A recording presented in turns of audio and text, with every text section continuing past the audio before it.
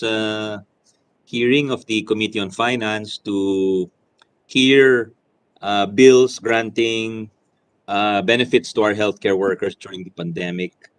We have Senate Bill 2371, filed by this representation and Senator Dick Gordon, Vice Chair of the committee. We have Senate Bill 2406, filed by Vice Chair Senator Bato de la Rosa, and Senate Bill 2398, filed by Finance Committee Vice Chair and Health Committee Chair Senator Bongo, who's also with us, I believe, I was told. No? We'd also like to acknowledge the presence of one of the committee vice chairs, Senator Joelle Villanueva. Good morning, sir. Morning, And thank thank you you, for Mr. joining Chair. us. Thank you, Your Honor, for joining us. And I was told Senator Tolentino is also here. Morning. To our health chair, Senator Bongo. Morning. And to the DOH family, of course, we'd like to acknowledge the presence of DOH Secretary Duque, Yusek Leopoldo Vega, Yusek Roger Tong-An, Yusek Mario Villaverde, ASEC Nestor Santiago, and Director Angelina Del Mundo. For DBM, we have Director Jane Abella, Ms. Jillian Cerivita, Ms. Grace Darunday, Mr. Paul Vincent Perocho, Mr. Carlo Miguel Centeno, and for DOF, Director Brion. For PhilHealth, we have VP Shirley Domingo, League of Provinces, Ms. Angelica Sanchez, Philippine Medical Association President Benito Atienza, Dr. Rogelio Dazo Jr., Filipino Nurses United President Abenohar and Ms. Andamo, St. Luke's Medical Center Global City Employees Union Mr. Benji Foscablo, Philippine Nurses Association President Melbert Reyes, and Zeni Concepcion, Philippine Red Cross, former SEC of DOH Dr. Paulino Bial, Ms. Maria Teresita Villanueva Leido, National Confederation of Barangay Health Workers of the Philippines, National President Zenaida Pulido. This is the list given to me by the staff. Please let us know if there are additional guests. And again, we have Mr. Chair. ASEC Beltran of DOH. And just before we turn it over to our colleagues for and our resource persons for any initial remarks, we'd Mr. like Chair. to mention that Mr. Chair. Yeah, Robert Mendoza from the Alliance of Health Workers. Mr. Mendoza, thank you. You're Thank acknowledged. you. Thank you, sir. Thank you for attending. We'd like to mention that this hearing was brought about as an offshoot of the Senate investigations into the receipt or non-receipt of health benefits by our health workers contained in the Bayanihan laws, and in view of the executive branch that the Bayanihan 2 health benefits have lapsed, we were constrained to file these bills and urgently to hear it because the committee is scheduled the bills for hearing immediately upon referral. It was initially referred to another committee and was transferred to our committee last week, last Wednesday, I believe. So, in short, we grant the same benefits as Bayanihan 2, the monthly SRA or Special Risk Allowance, active hazard duty pay, the assumption of medical expenses in case of exposure to COVID-19 and work-related injury or disease, life insurance accommodation, transportation and meals, compensation benefits for those who are afflicted with COVID-19. So those are some of the provisions and some of the issues to be tackled, which must be settled hopefully by today or in the next succeeding days. How many will be covered? The coverage of the law, the issue of tax-free, whether it will be tax-free, because the DOF is saying that there are lost revenues. The amounts, I think, the range of amounts to be received, the actual monetary equivalents. Those are just some, Your Honors, of the issues that we hope to settle today so we can come out with a committee report at the soonest time. We'll ask our colleagues if there are any of them who want to deliver some initial statements, particularly the authors of the measures. We'll give them a first crack. Senator Bato, yeah, go ahead. You're author of Senate Bill 2406. Go ahead, sir. Vice Chair De La Rosa. Thank you, Mr. Chairman. Good morning to everyone. Before anything else, I would like to express my sincere thanks to the good chairman of the Committee on Finance, Senator Sani Angara, for hearing these bills today. These bills have one and only one intent: to make sure that our healthcare workers are well compensated, especially as they find themselves at the front lines of this global pandemic. It was in November of 2020 that I discovered that I, along with my eldest daughter, tested positive for COVID-19. Needless to say, it was a difficult and challenging time for us. I realized, Mr. Chairperson, the value of being able to breathe freely and fully. I realized the value of a strong immune system. Most importantly, I realized the incomparable sacrifice of our healthcare workers. I saw this in the person of my daughter, Liz. She herself is a licensed nurse. And even when we were both sick, halos hindi na niya iniisip ang sarili niya. I was always her top priority. Kahit na nawala na siya ng panlasa at pang-amoy. Excuse me, Mr. Chairman. Medyo nawala ako. Medyo nakikarried away ako. Dahil sa experience natin, alam ko, Yeah, dinaanan mo rin ito. understandable ho, understandable, Your Honor.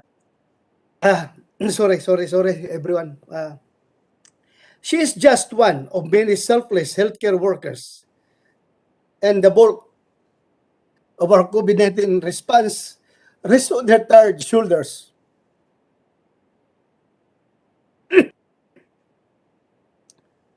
We can call them modern day heroes and lavish them with praises on social media. This will not be enough, especially when we know that their own lives and the lives of their loved ones are at stake. Beyond being called heroes, our healthcare workers are entitled to just compensation and proper care. If this is one way for me to concretely express my gratitude to my daughter and to all the healthcare workers who are the most vulnerable during these times, then I personally commit myself to ensuring the passage of these bills. Thank you, Mr. Chairman. Thank you. Very well said. And thank you. Appreciate the sentiment, Your Honor. Salamat po sa inyo at saka yung anak ninyo sa serbisyo. Thank you. Would Senator Joelle care to deliver any remarks? Vice Chair Yes. Villanueva. Sir, go ahead, sir. If I may, Mr. Chair, thank you. Yes, please go ahead, sir. Thank you, Mr. Chair. Maganda at mapagpalang araw po sa ating lahat, sa ating mga colleagues, Senator Bato, ating chairman, Senator Bong, Senator Tolentino, sa ating mga guests, buong DOH family headed by Secretary Duque, I saw Secretary Pauline, and of course our healthcare workers na kagaya ng binanggit ni Senator Bato, saludo ho tayo at nais nating ipakita how much we really care for them, not just yung mga pinopost sa Facebook or sinasabi natin. We wanted to make sure na we're doing something for them, and this is the reason why I'd like to commend our chair and thank him for calling this hearing. Our colleagues also who filed these measures, very timely measures to institutionalize the COVID-19 benefits for our healthcare workers. You know, Mr. Chairman, I'd like to spread into the record that just like some of our colleagues or perhaps majority of us were dismayed when we heard that there were budget slashes in the health sector. Hindi naman po nababawasan ang pila at pangangailangan sa mga COVID referral hospitals kagaya ng Lung Center of the Philippines, NKTI, Philippine Children's Medical Center at Philippine Heart Center. And I think it's common sense that COVID muna ang tustusan natin ng pondo, and that the government should put the money where its mouth is. I'd like to spread into the records that perhaps with the measures that will be tackled today, we hope to explore what else we can do as policymakers for our healthcare workers. Kailangan po nating busisiin ang proseso ng pag-download ng pondo mula sa ating mga ahensya ng gobyerno hanggang umabot ito sa kamay ng ating mga frontliners. benepisyo muna ang unahin natin, Mr. Chairman, bago mga buildings, etc., dear colleagues. Tingnan din po natin kung mas mapapadali at mababawasan ang paperworks kung fixed at hindi prorated ang mga benepisyo. Binanggit nyo kanina, Mr. Chairman, yung kahalagahan, ang pagbibigay ng tax breaks, ng tax exemptions, etc.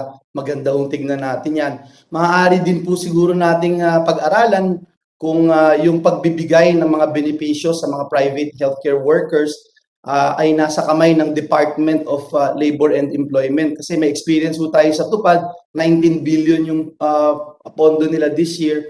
And maganda po yung kanilang track record sa pagbibigay nito, no, yung sistema nila. We just want to learn, Mr. Chairman, from our experiences in the previous years of this pandemic. And the bottom line is streamline and expedite our process.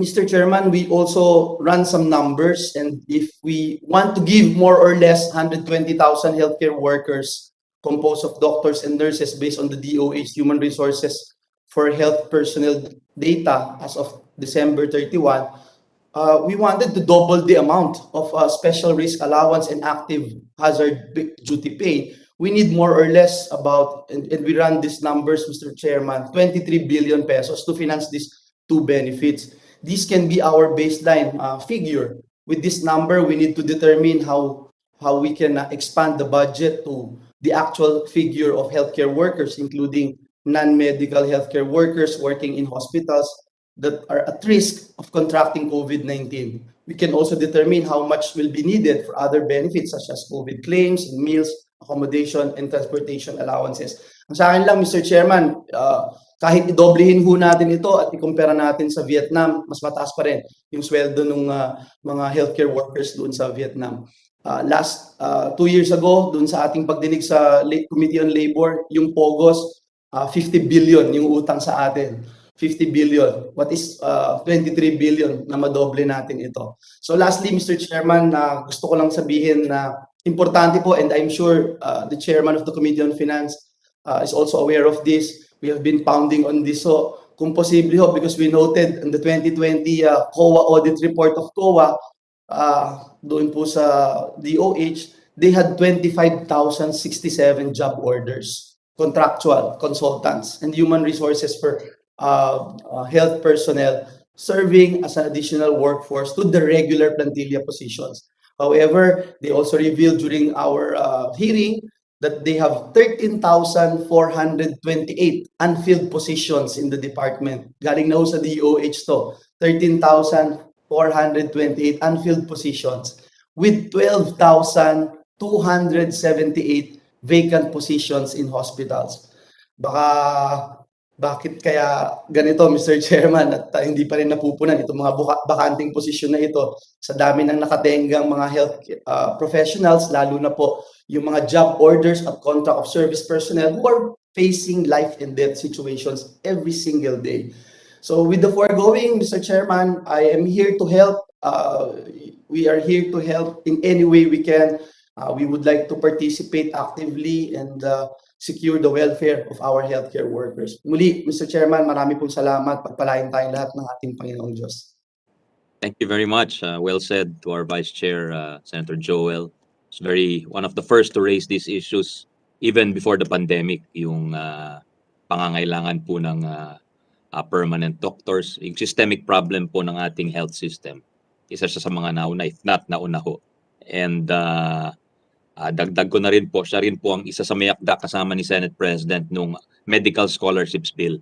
Kasi talagang pinag-aaralan nila yung kahinaan po, yung weak spots, weak points ng ating health system with the hope of addressing it, especially sa provinces. Kaya nilagyan namin ng komite ng pondo after they passed the bill, or even during the passage of the bill while it was going through deliberations.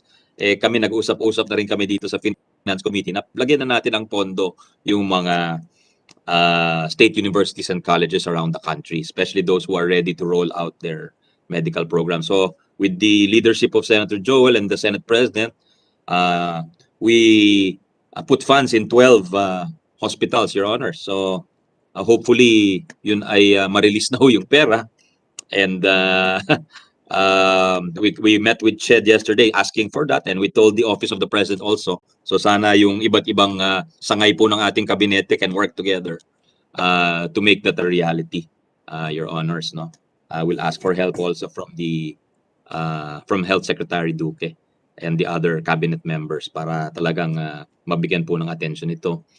Mr. I'm Chairman, told if I that may add yes, very go ahead, shortly, Mr. Chairman. Vice Chair Joelle. Yeah. Mr. Chairman, I'd like to spread into the records that without your help, nabaliwala itong Doktor para sa Bayan Law. As you mentioned, when we were discussing it, nag-anticipate na po kayo. Para kayong MVP ng larong basketball. Hindi pa po dumarating yung bola, nandun na ho kayo, nakadepensa na kaagad. Kaya maraming salamat, Mr. Chairman. Let me also take this opportunity to acknowledge Senator Bato for his active participation para humadagdagan natin yung pondo doon sa University of Southern Mindanao na ngayon ho, 113 million if I'm not mistaken, nag-start na po kasi there were 10 regions in the country na wala ho ni isang public school offering School of Medicine. This year, nagsimula na ho yung dalawa, magiging 3 po yan, and then another set next year. And we put in, as you made mention, Mr. Chairman, 1.2 billion pesos, additional 1.2 billion pesos for this particular law. So maraming salamat, Mr. Chairman, and we know that this is very timely, needed, because before we pass this measure, 3 doctors attending to 10,000 Filipinos. WHO is saying you need 10 doctors to attend to 10,000 Filipinos. So ang laki po nung gap, and yung 3 doctors na yun, marami nasa NCR, and importante ho talaga na ma-implement itong batas nito. Kaya muli, maraming salamat, Mr. Chairman. Thank you. Thank you. Very well said. Very well said. Yes, Senator Bato, Vice Chair Bato. Yes. Yeah, I just would like to correct Senator Joelle Villanueva, Mr. Chairman. Baka hanapan tayo ng pundo ng taga University of Southern Mindanao niyan. It is University of Southeastern Philippines. Baka Southeastern Philippines, sorry. My bad. Sorry, Southeastern Philippines. Sorry. It's there. Senator Bato, it's there. Nandun na po at nag-i-implement na sila. Maraming salamat. Thank you. Nakakalito na, Mr. Chairman, being the chair of, you know that. You have so many acronyms, to deal with. Ganyan din ako. USP, USM, USEP. That's a whole alphabet soup there. Thank you to our 2 very hardworking vice chairs. I'm told Vice Chair Bongo will also make a statement later. See, Senator Tolentino, does he care to make any comments or remarks before we turn it over to the DOH and our other resource persons? Baka wala na po. We'll give them, of course, they will have their time later on. Again, thank you, Your Honors, ladies and gentlemen, for joining us, especially to our colleagues and our health workers, our modern-day heroes. Secretary Duque, I'll give you the floor. Maybe one question aside from the issues we mentioned earlier, sir, is bakit hindi na isama ho ito sa 2022 budget ng pamahalaan? Kasi I was looking at some of the numbers from your office. Parang it's ranging from 50 to 72 billion. Ang lalaki ho ng numero, and yet we're starting from zero. Alam nyo, at our level kasi, we're just realigning eh.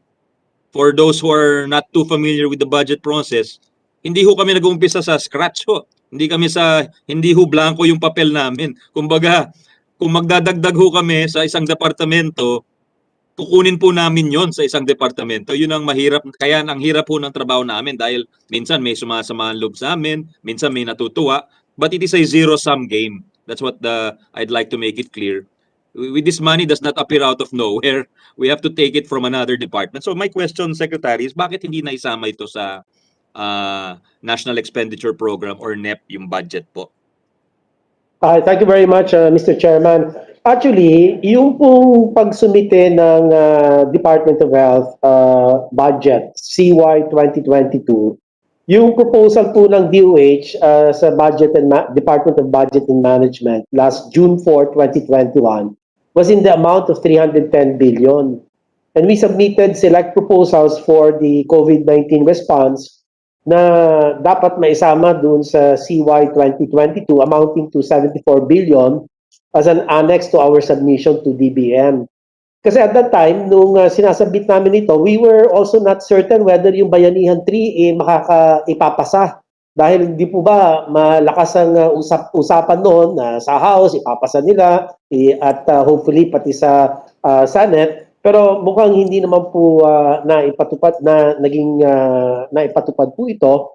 So, yung nag-propose din kami specifically for healthcare worker benefits, no, for the provision of actual hazard duty pay, the COVID-19 special risk allowance, the accommodation, transportation, meals, and life insurance for 12 months in accordance to the implementation provisions of Bayan 2 Act in the amount of 50.4 billion, Your Honors.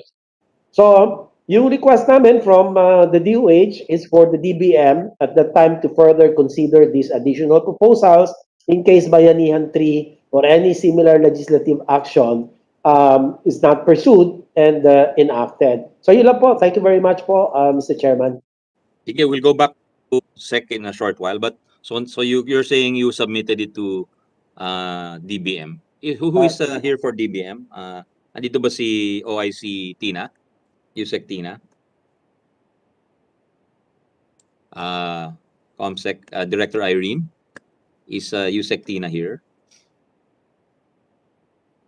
Any high official of the Director DBM? Abella is logged in but Yusek Tina is not. Director Abella from Yeah, DBM. can we ask Director Abella, what's the reason for not including that in the budget of the DOH? Yeah, yes, sir. Good morning po, Senator. Morning. May we clarify, sir, the statement of Secretary Duque? Yeah, we did. Yes, sir. We have a system on the submission of the budget proposal for 2022. Nagkataon lang ho kasi, sir, doon sa submission nila, they did not include that amount of 50 billion from the total proposal na kanilang ginawa. Had it been included, kasi we understand, sir, that that amount was made part of an annex for the information of DBM, which the DOH will be proposing in the Bayanihan 3. Had it been included in the overall proposal as submitted on our online budget proposal, the OPCCB or our bureau to handling all the compensation and allowances should have made recommendations on that part. So hindi naman, sir, namin siya na talagang hindi na ibigay. Nagkataon lang kasi, sir, hindi siya part of the overall proposal submitted by DOH, which should include all the details.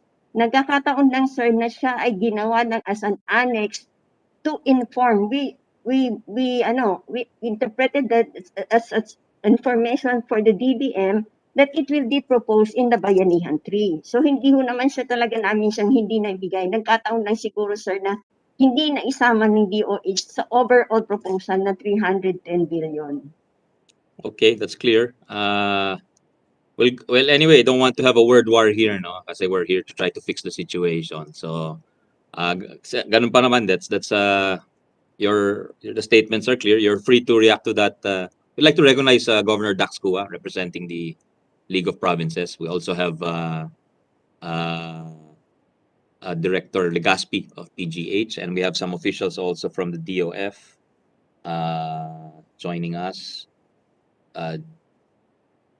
Jeremiah Magno, Miss Julie Bato, Miss Vea Cada, and PhilHealth Dr. Risa Herrera. Can we hear from Secretary Duque? Perhaps let's go to the meat of the discussion, which is the benefits, the requirements, and where will we find the money? I think that's the question, because it's a huge amount, and not easy to, as I said, it's very difficult for Congress to remove it from. So perhaps we can try to reconfigure the DOH budget somehow with your help and the help of the legislators. So go ahead, the Secretary Duque, you have the floor, sir, to explain what you think is is a good solution to where we find ourselves. Okay, thank you very much, Mr. Chairman, Your Honors, and my colleagues from the Department of Health, members of your committee, and fellow public servants. The DOH supports the intent of Senate Bills 2371, 2398, and 2406, which aim to universally accord benefits to healthcare workers who serve at the front lines during the COVID-19 pandemic. The department welcomes the passage of these bills to allow for a more rather inclusive grant of benefits for all healthcare workers serving at either public or private healthcare facility, or whether they are directly or indirectly exposed to a COVID-19 patient. The DOH recognizes that while healthcare workers may be exposed at different levels, they are nonetheless exposed and thus deserving of the benefits accorded to them by law. While the DOH supports the intent propounded by the bills, it, however, proposes that a singular allowance will be offered which will cover and substitute for all the benefits enumerated in the bills. In addition, the rate of the allowance would vary according to the risk exposure of the healthcare worker in particular work settings. If they are, for example, at low, medium, or high risk of exposure, the allowance would be granted in full if a healthcare worker physically reports for at least 14 days in a month. Otherwise, the benefit is proposed to be prorated. The DOH proposed singular allowance covering all benefits with variation per level of risk exposure poses the following advantages. The estimate for this proposal would require 50 billion thereabouts to pay 526,727 healthcare workers the following rates: 3,000 for low risk exposure, 6,000 pesos for medium risk exposure, 9,000 pesos for high risk exposure. I understand that DBM has a alternative proposal with regard to this risk stratification proposal. Number two, the proposal for a single type of benefit allows all health workers to receive the benefit, only that the amount is different based on their exposure. Number three, the proposal for a single type of benefit is easier to implement, as hospitals and other healthcare facilities can be classified into low, medium, and high risk areas, with healthcare workers receiving allowances based on their location within the facility or depending on the type of facility they are deployed to. In addition, the DOH proposes reinstating Section 4K of Republic Act number 11494, which provides for additional benefits for healthcare workers who contract cases of COVID-19. To reiterate, the aforementioned section provides a compensation of 1 million pesos for healthcare workers who die of COVID, 100,000 pesos for those with severe or critical cases, and 15,000 pesos for those with mild and moderate cases. This compensation would require 492,325 thousand pesos in appropriation. Let me just correct myself. 492,325,000 in appropriations for the remainder of 2021, and another 831,060,000 for 2022. It also proposes reinstating other benefits received by healthcare workers under the Bayanihan 2 law, such as the testing healthcare workers for COVID-19, and the assumption of all medical expenses of healthcare workers in case of exposure to COVID-19, as seen in Section 4J. The DOH submits the following recommendations to the bills with the belief that the proposal is not contrary to the intent of the bills, while also being easier to implement. Annexed to these position papers are our computations for the allowances in Annex A, compensation package in Annex B, the computation for the total number of healthcare workers, Annex C, and the criteria for risk exposure, Annex D. We respectfully submit this, Mr. Chairman, Your Honor, and may I please request that respectfully request the Chairman to please recognize Assistant Secretary Maylene Beltran for a brief presentation of our proposal. Thank you, Mr. Yes, sir. Chairman. Certainly. Thank you, Sec Duque. ASEC Beltran, go ahead, ma'am. You're free to present, please. Yes, good morning po to Mr. Chairman and all our other honorable senators, plus of course our partners and colleagues in health po. So allow me po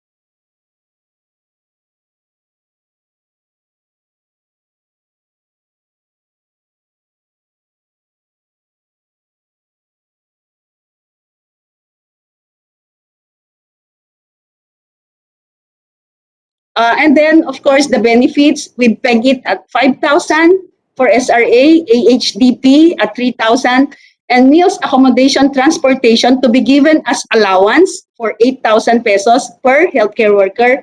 And then we shall be enrolling them in life insurance. So yun po yung aming mga na-set na rates po for option 1. And that's the basis for the original estimation of 50 billion po.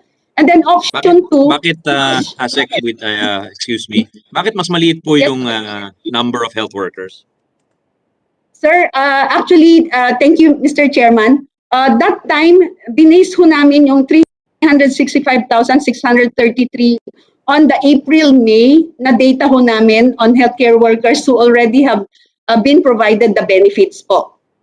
Yun po, sir, yung that's based on the actual data that we have for April and May 2020. Yan And then, ba ang sir, sa nag-claim, option 2, ASEC? Yan ba ang nag-claim? yes, sir. Yes, Okay. Chairman. Mr. Okay. Chairman. Okay, so yung option 2 po, Mr. Chair, we also have assumed that that all healthcare workers, which is now pegged at the 526,727 healthcare workers, because that's the basis of our estimation as we submitted then during to the bicameral committee po way back September of 2020. So nag-peg na po kami doon. We already stayed at that estimation. And if we are assuming that all of these healthcare workers will be provided with all the benefits, we will be requiring 72 billion po or 73 billion with these rates. SRA 5,000, actual hazard duty pay 3,000, and then MAT or meal accommodation transportation 3,000, but to be given as an allowance, and then additional life insurance of 500 pesos. And then, sir, so if we consider that option, we'll be requiring 73 billion. And then yung option 3 po, Mr. Chairman, we also assume that 60% of the healthcare workers, again, based on our data, 60% of the healthcare workers, again, of the total of which will be 526,727. If this all 60% of this will be provided with SRA and MAT, because we are assuming that they are directly catering and giving treatment and support care to the COVID patient, given the same rates as option 2, we will be requiring a budgetary amount of 52 billion. And then, Palagi sir, ko, we also... may konting detail dyan na mali, ASEC, yung number of HCWs. Sapagkat pag minultiply mo ho yan, you will get more than 52 billion. Siguro, kasi nakalagay yung assumption is 60%, but it still says that the HCW number is 526,000. It's probably not 526,000, ho? Di ba? Yes, sir. It's just 60%, sir. Sorry po. Hindi na namin na-correct It yung should slide, be, Mr. Chairman. 60% is much lower. Yeah. So it should, Yes, sir. Okay, paki-correct sir. na lang, paki-correct na lang ho for the Yung benefit of the chairman namin, public. magaling sa ganyan yung chairman namin. Thank you very much po. May kopya kasi ako na tama, so magaling ako mag-compare. Okay, sir. Thank you po. Thank you po, Mr. Chairman. We'll correct that po. And then yung option 4 okay. po. Yes, sir. Ang option 4 po I have a is... question on option 4 na paliwanag nyo na tsaka ni Sec Yes, Duque sir. kasi I want to Yes, keep sir. the discussion flowing. ASEC, pasensya Yes, na po. Yes, sir. Have you done the numbers? Ilan po yung sa low risk? Ilan po yung sa medium risk? Ilan po yung sa high risk? Yes, sir. Again, let me show the more detailed slide, sir. Mr. Chairman, pasensya na po, it will be a bit crowded slide, pero I'll show the computation po. Opo. It's still, what I'm asking is how many would fall into the low risk of the 526,000 or so healthcare workers? Ilan po yung low risk? Ilan po yung medium risk? Ilan po yung high risk? Yes, sir. Sir, while I'm waiting for the slide, sir, ito po yung percentages na nakita namin. Yung low po, out of the 526,727, there will be 6% only. Yung total of the total. And then the medium risk, there will only be 7%. And then yung high would be, of course, 87% of the whole 526,000 po. Yun po. So 6%, 7%, and then 87% po. Yeah, we can do the math later. Thank you. Yes, sir. That's good enough. Go ahead, Ma'am Aseng. Yes, sir. Please continue with your presentation. Okay, sir. Sir, I need not flash anymore the details of this table unless Hindi na siguro kasi ulitin na lang natin 6% for low risk, 7% for medium risk, and 87% for high risk. And the base number is the 526,000 health workers. Tama ho ba? Yes, sir. Okay, thank you. Yes, sir. Thank you po. Sir, the last two slides will just allow us to see that the 50.4 billion will just entail or will just be covering the benefits. However, we know, sir, that there's an additional compensation for those who got sick and who died. So, kung isasama pa rin ho natin yun, Mr. Chairman, ito na ho, kasama ang estimated amount of around 831 million, magiging yung 50.4 billion ho natin, magiging, yung option 4 na lang po ang tinitignan ko, 51 billion po to cover also the compensation estimates po.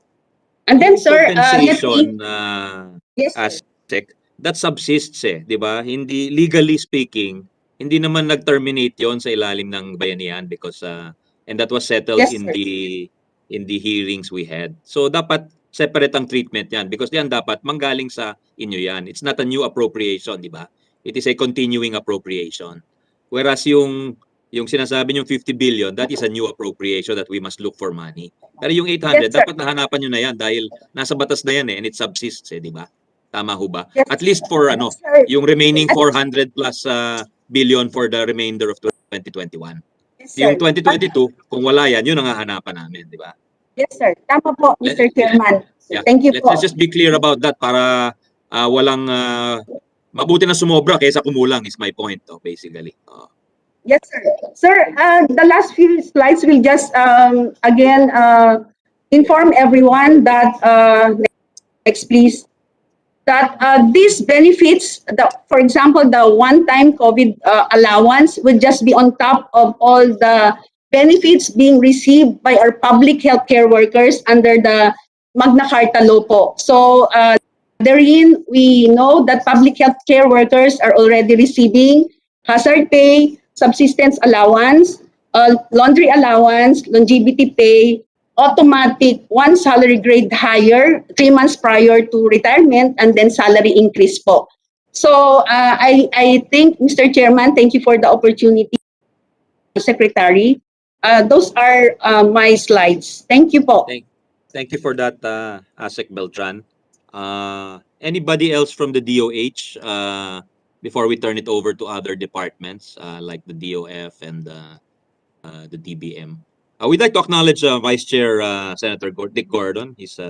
I see him on the screen. He's the author of the measure and also on top of a lot of health issues as chair of the Philippine Red Cross. So we'd like to acknowledge him first of all. Vice Chair Gordon, good morning, sir. You have the floor, sir, for any remarks you wish to make. Good morning. I just have to make a preliminary remark, and this is, if I may. Good morning, Senator Angara. Good morning, everyone. Morning, sir. My fellow senators. Good morning, Mr. Senator, Vice Chair. This position is made by this representation along with Senator Angara, principally, and Senator Hontiveros, who wants to be a co-author, and all the others, principally because you do not send to war your soldiers without having the proper protection. We provide PPEs, we provide masks, but on the other hand, when they get wounded, they have to come out with support that is assured them. Otherwise, you may have a very, very limping,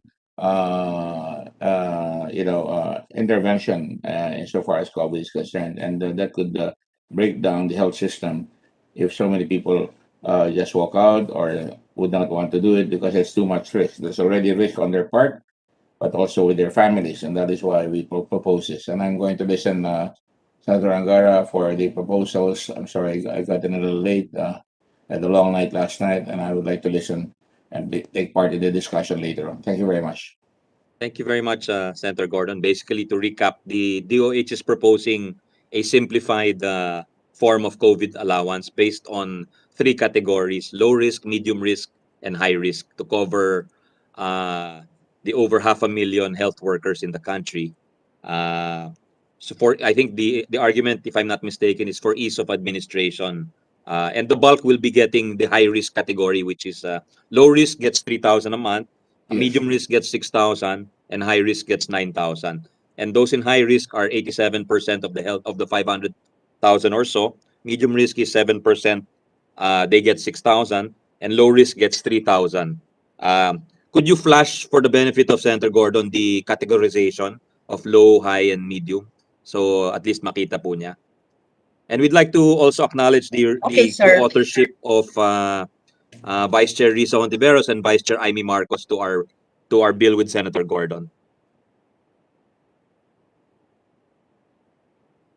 I think I was able to cover that part. You caught that, Your Honor. And I saw it Okay. last night. Thank you. And, Thank you. I don't want to waste the time of the committee because this is very urgent. And a lot Thank you of very our much, Your nurses Honor. and We appreciate that. are waiting So, for this. Thank you. Yeah. Anyone else for Sec Duque from the DOH who wishes to speak before we turn it over to the other departments? We're okay, Mr. Chairman. Thank you for the opportunity. Thank you. Salamat, Secretary Duque. We'll turn it over to the DOF because I think this is Vice Chair Joelle, please go ahead, Yes, sir. Mr. Chairman, I think our chair might have forgotten that I intend to co-author this measure, Mr. Chairman, just to place that on record. Thank you. Thank you very much for Chairman. manifesting that, and that is a most welcome support from. Was that Senator Gatchalian, Senator Angara? Or? Is that Michael Jordan, Mr. Chairman? Thank you. It's Flash. Jordan It's Flash Gordon. Thank you, Your Honors, for the support. So we'd like to turn it over to, because of the nature is really sourcing the money, I think is the source of the problem. Since it's not provided for in the 2022 budget, we have to be creative in finding a solution here. Can we ask DOF what their suggestion is with respect to this? As you know, we're also constrained by the Constitution. We cannot add to the total of the President's budget, no? We can only realign. So yun ang sinasabi ko po earlier. We cannot, it's very difficult to make 50 billion materialize out of nothing. We have, if ever, we have to find, we need your help, the help of the body in sourcing these funds within the 2022 budget. Or if not, maybe there is an alternative financing scheme that our authorities can think of. That's why we'll ask the DOF, who can speak for the DOF? Good I morning, think Mr. Chairman. Mr. Chairman, This is just Director before the, Brion. Director can we ask Brion. the representative of the healthcare workers to speak, because they are the ones who are really have to be heard here. We cannot decide without. Yes, we'll recognize them after the DOF. All right, okay. I just Senator wanted Gordon. to we heard them. Thank you. I see Certainly, Mr. Mendoza there and all the other leaders of the group. Thank you very much. Certainly. DOF, who was speaking earlier? Mr. Chairman, good morning for the Department of Finance. I'm Director Valerie Brion. Yeah, go ahead, Director Brion, please. You can skip the formal.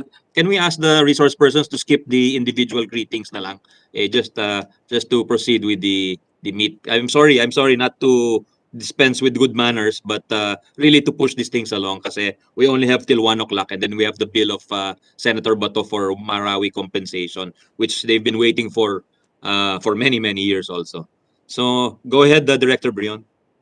Thank you, Mr. Chair. I will go to the meat of our comments on the bills. First, we are a bit concerned about the foregone revenue because our initial estimates show that it will result in a revenue loss of about 5.6 billion. But this is also very conservative given the limited data that we have at the moment. In terms of general tax principles, I think we've consistently raised also concerns over granting tax exemptions to very specific sectors.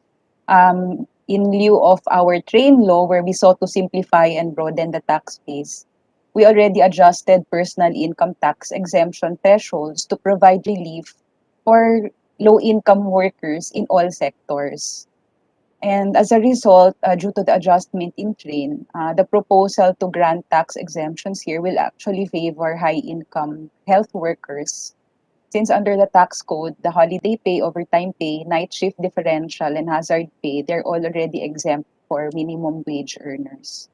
In terms of the providing funds, we usually prefer, Mr. Chair, that the budgetary process be followed instead of automatic appropriation provisions so that Congress may efficiently allocate our scarce resources.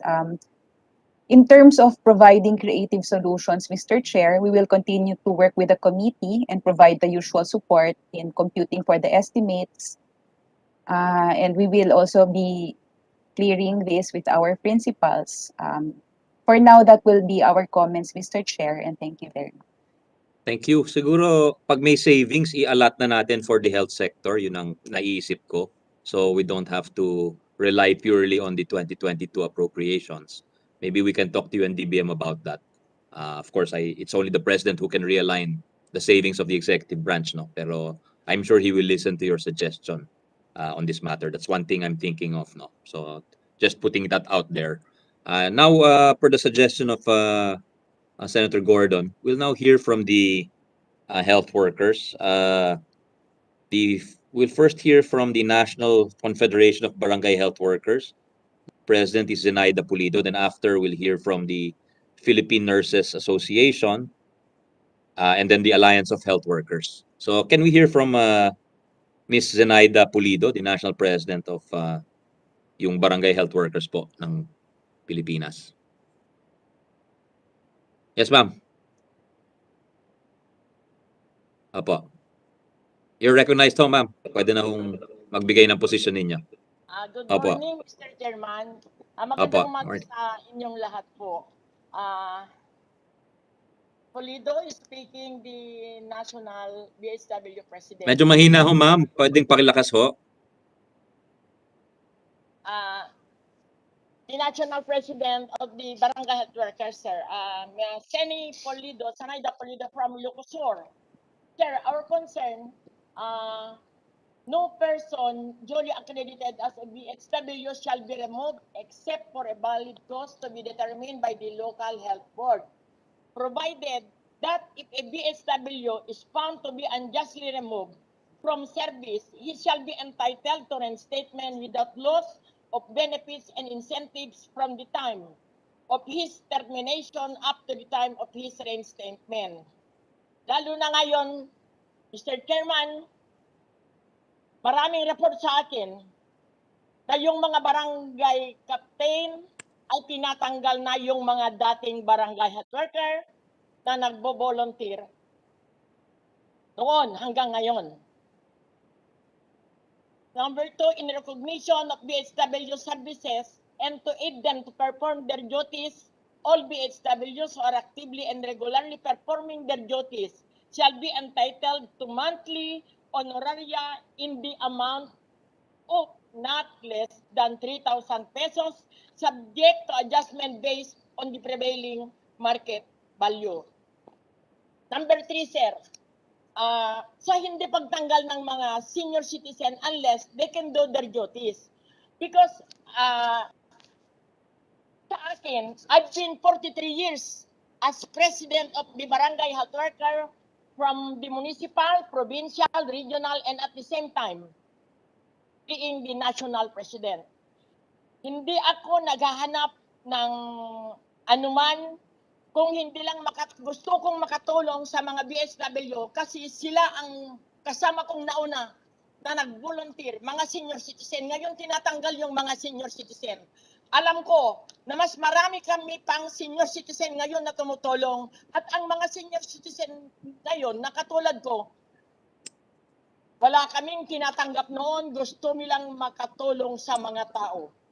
So, please, Mr. Chairman, mga honorables, tulungan nyo kami as barangay health worker na volunteer na hanggang ngayon. Marami pang positive at saka mga negative na kasama ko. Meron nang namatay. Awa ng Diyos, hindi kami natatakot na humarap, na tumulong kung kailangan kami ng mga tao sa barangay namin. Sanay na kami. As I had said, I've been already 43 years old as president and I am 74. Gusto ko lang makatulong sa mga tao. Please lang, tulungan nyo ang federation namin. Maraming salamat po, lalong-lalo na ngayon sa pandemyang ito. Thank you, Mr. Chairman. Salamat din po, Ms. Zenny Pulido, representing our barangay health workers. Salamat po sa inyong kagitingan, especially sa ating mga senior citizens. Can we now hear from the Philippine Nurses Association? We have President Reyes and Ma'am Zenny Concepcion. Are you here, President Reyes? Yes, Mr. Chair, thank you po. Yes, President, go ahead, sir. We have a manifesto entitled Unjust Struggling Healthcare Workers and the Year Within the Pandemic. The nursing community honors the sacrifices Filipino healthcare workers have made in service to the people. While the pandemic has ravaged economies, governments, and societies, some have pledged their lives, time, resources, and personal space to help people in need of medical care. Filipino healthcare workers, including nurses, have once again proven their worth and value. And as they volunteered to help rebuild communities, their efforts have laid the cornerstone of bayanihan, hard work, solidarity, trust, responsibility, and unity. While their sacrifice is overflowing, nurses' rights and welfare must be respected at all times. With regards to rights, the collective rights are etched in the annals of laws and welfare policies. And for a long time, nurses as workers have liberally exercised them. The rights to have a decent wage, to work, to have a fair and just working conditions, to form and join trade unions, among others, are assured by the 1987 Constitution and various laws. With regards to their welfare, much work remains to be done in order to fully give flesh to social legislation, as nurses' experiences show. The present pandemic is the best example of how governance should address welfare concerns of nurses. A year has already passed, and an effective response against the pandemic is still nowhere in sight. Most nurses have yet to receive the same. It has been a year since the two Bayanihan laws were enacted, yet the money owed to nurses remains to be distributed. Meanwhile, nurses continue to become vulnerable to COVID-19 without being fully compensated for their efforts. Healthcare workers are not expendables, nor can government assume that there will always be fusillade of heroes who will fight its war against the virus. If the goal is to get back to normalcy, our government should give healthcare workers their much deserved respite from suffering. Being humans capable of feeling emotion sets them apart from brute entities. Our leaders need to put in mind that decent wages, reasonable working condition, and recognition of dignified existence support the healthcare workers' oath of duty. But if the government continues to exploit its people, then it's committing an atrocity that can never be countenanced. Mr. Chair, we are supporting a compensation and benefits for all health workers, katulad po ng ayuda sa bayan. Sana ganun din po na hindi komplikado yung pagbibigay ng ayuda para sa ating mga healthcare workers. Maraming salamat po, Mr. Chair. Salamat, President Melbert Reyes of the Nurses Association. Tama lang na purihin po natin ang ating mga nurses at health workers. Next is the Alliance of Health Workers. But before I recognize him, after him, we will go to the Philippine Medical Association and the League of Provinces, the ULAP, the Union of Local Authorities of the Philippines, and then the Filipino Nurses United. So pakihanda na po yung susunod. Now we recognize Alliance of Health Workers, Mr. Mendoza. You have the floor, sir. Nakamute ho kayo, sir. Nakamute ho.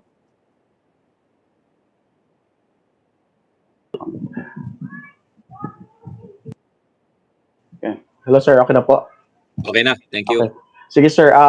Good morning, Mr. Chair, at sa lahat ng ating mambabatas sa Senado at the same time, yung ating mga resource speaker at kasama din po ang ating mga officialis ng ng Department of Health. So ito yung position paper po namin. Gusto ko lang basahin. Lang po Sige po. The position paper of the Alliance of Health Workers. Ayun, wait lang po. Sige po. For the Senate Bill number 2371, Senate Bill number 2398, and Senate Bill number 2406. In recognition of the invaluable role of the health workers, the Alliance of Health Workers, which is composed of unions, chapters, and individual health workers, both public and private, nationwide, welcomes the Senate Bill number 2371, or COVID-19 Benefits for Health Workers Act of 2021, introduced by Senator Richard Gordon and Sani Angara, and Senate Bill number 2398 and Senate Bill number 2406, or Allowances and Benefits of the Healthcare Workers Act of 2021, introduced by Senator Christopher Lawrence Bongo and Senator Ronald Bato de la Rosa. HW, the Alliance of Health Workers, strongly believes that the crafting of these two bills from the Committee on Finance, Ways and Means, and Health and Demography was directed inspired by the health workers' unity and strength as we persistently struggle for our rights, safety, protection, and welfare. We, however, commend the senators for hearing the just demands of all private and public health workers who have risked their health and safety in battling COVID-19, a deadly unseen virus. These bills are indeed a product of health workers' determined and committed fight during the time of pandemic. HW is specifically giving due credit to the Senate Bill 2371 as the bill defines more its coverage relative to what HW demanded and continuously asserted. Number one, benefits shall be provided to all public and private health workers regardless of status of employment. A well-defined public and private health workers was provided in the said bill. Benefits should be continuously provided even after the lapse of Bayanihan 2 and until the state of national public health emergency declared by the President remains in full force. Retroactive application of the provision from July 1, 2021 was set. SRA and active hazard duty pay shall be provided in addition to existing benefits being received by the health workers under existing laws. Number four, provision of the life insurance, meals, accommodation, and transportation allowance regardless of the community quarantine status. And then number five, tax exemption of the benefits received. And then likewise, we are also giving due credit to the Senate Bill 2398 as the following response to the HW calls defines, number one, defines SRA as a fixed monthly COVID-19 benefit and an addition to Republic Act 7305 or the Magna Carta Public Health Workers Benefit. HW strongly opposed the provision of SRA through a prorated scheme as it denies the health workers who are on quarantine due to COVID-19 exposure to acquire the said benefit. Number two, defines provision of the active hazard duty pay as a monthly and as an additional benefit to hazard pay granted under 7305, and that active hazard duty pay is exclusively provided to public health workers. Provision of the life insurance, meals, and accommodation and transportation allowance are their cash equivalent. However, aside from above-mentioned provision that we approved to, HW reiterates its call for the provision of the following. Provide a special risk allowance of 5,000 per month, not prorated to all public and private health workers, regardless of employment status. Number two, provide active hazard duty pay of 3,000 per month, not prorated to all public and private health workers, regardless of employment status. Active hazard duty pay shall be in addition to the hazard pay benefit under the Magna Carta Public Health Workers. Number three, provide life insurance, meals, accommodation, and transportation allowance provided as cash to all public and private health workers amounting to 38,000 per month. Number four, provide the COVID-19 compensation 15,000 for mild and moderate cases, 100,000 for severe cases, and 1 million for the death compensation. Compensation for mild, moderate, and severe cases shall be provided every COVID infection the health workers is diagnosed of. And along with this provision of this COVID-19 benefits, we are sincerely asking your good office and committee to review and prioritize the appropriation of about 2 trillion for health in the 2022 budget so as to address the problem of acute understaffing in the public hospitals, provision of quality and comprehensive health care, and effective COVID-19 response. With the prioritization of the health in the budget of 2022, eventual collapse of our healthcare system will be prevented. We hope for your favorable stand for the good and the majority of the people and for the health workers' safety, protection, rights, and welfare. Maraming salamat po. Salamat po, Mr. Mendoza from the Alliance of Health Workers. Can we now hear from the Philippine Medical Association? We have President Atienza and Dr. Dazo. Your Honors, are you here? Nandito ba si President Atienza? I'm here na po. Yes, go ahead, President. Yeah. Good afternoon po. Thank you to our chairman, Senator Angara. I'm sorry to interrupt, President Atienza, no? Pero can we ask the resource person, pag-aralan sana nila yung proposal ng DOH for the prorated, yung not prorated, but the risk-based allowance. Because according to them, it's very easy to administer. So, kung wala pa kayong position at this time and you have to consult your members, please make sure na lang that you will have a position before we can finalize the committee report. We'd like to acknowledge one of the leaders of our chamber, our dashing, mukhang artistahin po na majority leader natin, the majority leader, Senator Mig Zubiri. Morning, sir. Good morning, Chairman. Good morning, Senator Joelle, to my dear colleagues. Senator Bato is there, Senator Gordon. We're here in support of the measure of Senator Gordon and yourself. I promise that once we get it out on committee level, we will give it utmost priority dun sa atin sa plenaryo. Pasensya na lang na late ako. Nakikinig ako sa isang committee, hindi pala yun yung committee mo. Nagkamali yung staff. Committee ni Aimee, Civil Service Budgeteering pala yun. Ang tagal-tagal ko nakikinig. Sabi ko, ba't walang ano dito? Ba't Walang walang health. medical workers? Mali pala tong staff ko. Ibang room, VT room pala tayo. So, pasensya na lang, Chairman, I'm late. But I'm here in full No. support. Better late than Your never. attendance is most welcome, Your What is Honor. And important is alam niyo may po, pag labas si na natin yung Majority committee. Leader at Yes, si thank you. Senator Joelle po ang nagsuporta, yan po ang tag team sa Rules Committee. Mapapabilis po ang ating panukala ng dahil sa dalawang magagaling na mambabatas na yan. Pasensya na, President Atienza, for the interruption. Go ahead, sir. Again po, thank you, Senator Angara, the chair po. Sana po hindi ko po attend kasi personal pong tumawag yung secretary nyo kaya po pinilit ko po mag-attend. Thank you. Tayo po Medical Association. As you know, the Philippine Medical Association is just celebrated our 118th Foundation Day. Kami po pinatandang for just the record po. And now we are celebrating the 64th Medicine Week.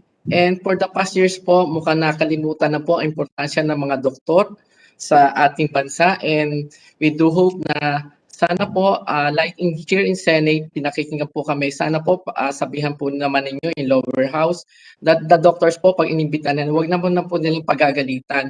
I am isa sa pinagalitan at parang ini-invite po kami doon as resource speaker. Pagdating po namin doon, kami inimbestigahan. Tama po ba yun? And sana po, this time, ang dahil po nagalit na mga doktor namin, this is parating po lang natin. Na for the past years po, wala pong ibinigay na mga proclamation ang ating pamahalaan. Pero yung huli po ay pinagdiriwang Physicians Day on September 27. Sana po naman, hindi po kami mga doktor nagtatrabaho, hindi po labas sa kompensasyon. Dapat po malaman yan. Ang kailangan po na namin is itayo po natin ang Bantayog ni Rizal na kaya po siya, di ba, national hero natin. Ano lang po namin, hindi po namin inaano yung sa compensation, kahit po wala compensation na hindi po nare-receive. Sana po magkaroon po ang Senado na isang statement lang po or na ipagdiwang po natin ang Physicians Day sa 27. Iyan po ay 1978 pa. Hindi po nabibigyan ng importansya ang mga doktor.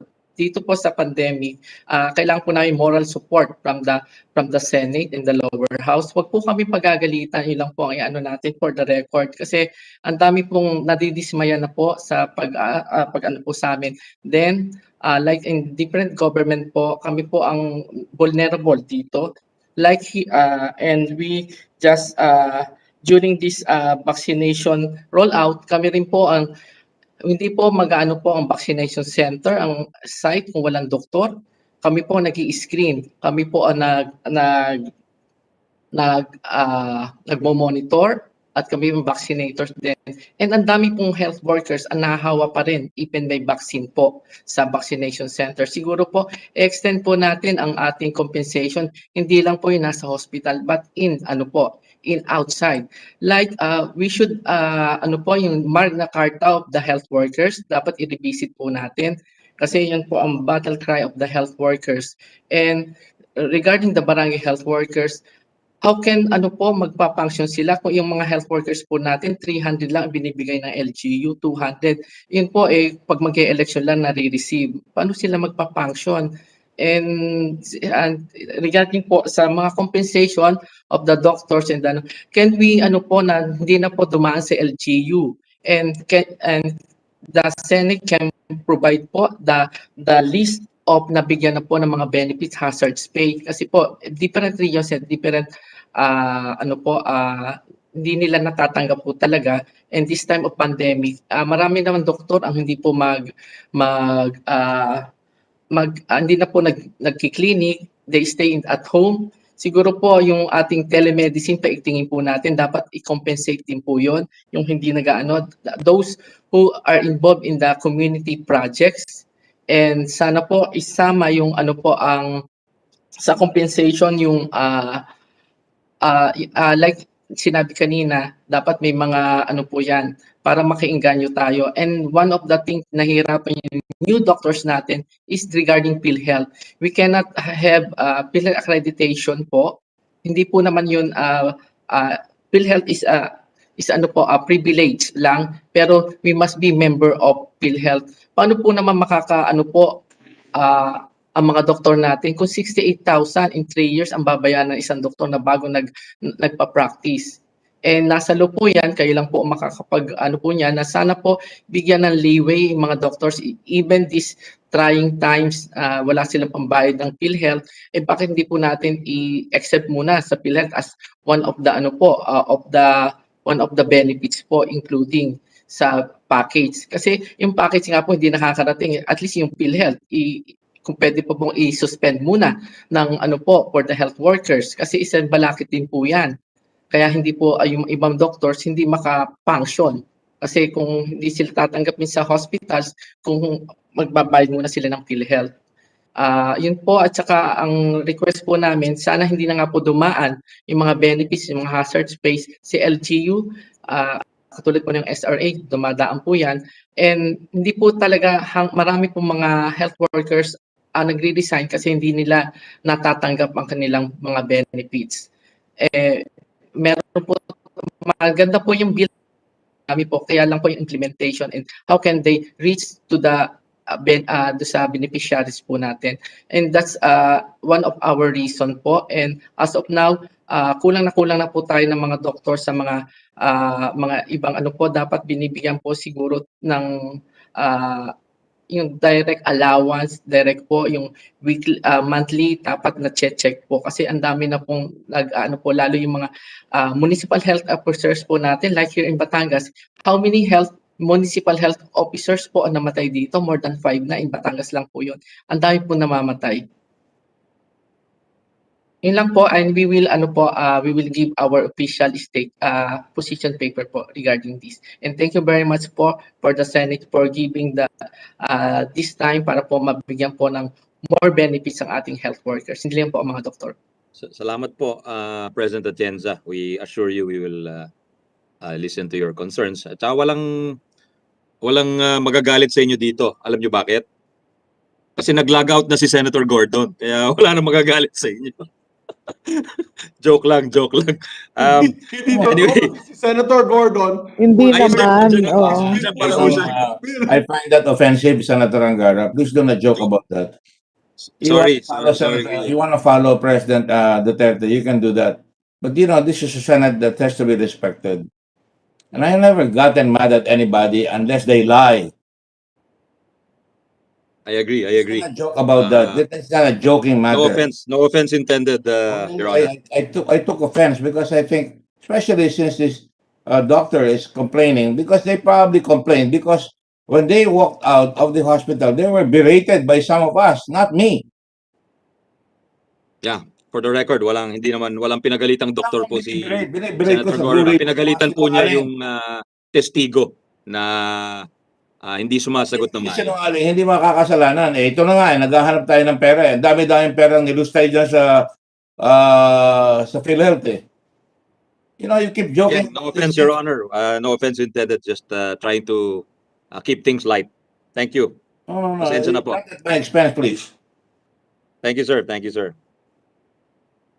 We'd like to recognize Vice Chair Amy Marcos. She's who joined us and who's kindly co-authored our measure with Senator Gordon and Senator Risa Ontiveros. With your indulgence, ito kasing taong to very busy, si PGH Director Legaspi. Can we hear from him? Halos every 30 minutes may operasyon ho ito kaya siguro we'd like to give him crack with the indulgence of some of the resource persons kasi PGH is an extremely busy hospital. So Director Legaspi, sir. Magandang umaga po sa inyo lahat. Thank you for giving us this opportunity, Mr. Chair. I think I will be speaking for the rest of hospital administrators who are actually in the trenches fighting this war of COVID. I take special note of the proposal of the Department of Health. It's a welcome development for an administrator like me, and probably I speak for others also, because if I give you just a background on what happened with the previous SRA and MAT issues, when it first came out, we were ordered. We followed the circular stating that SRA be given to those directly catering to and caring for COVID patients. So when we did that, rinali po kami ng mga hindi wala sa COVID wards kasi po ang mga hospital na hati yan eh.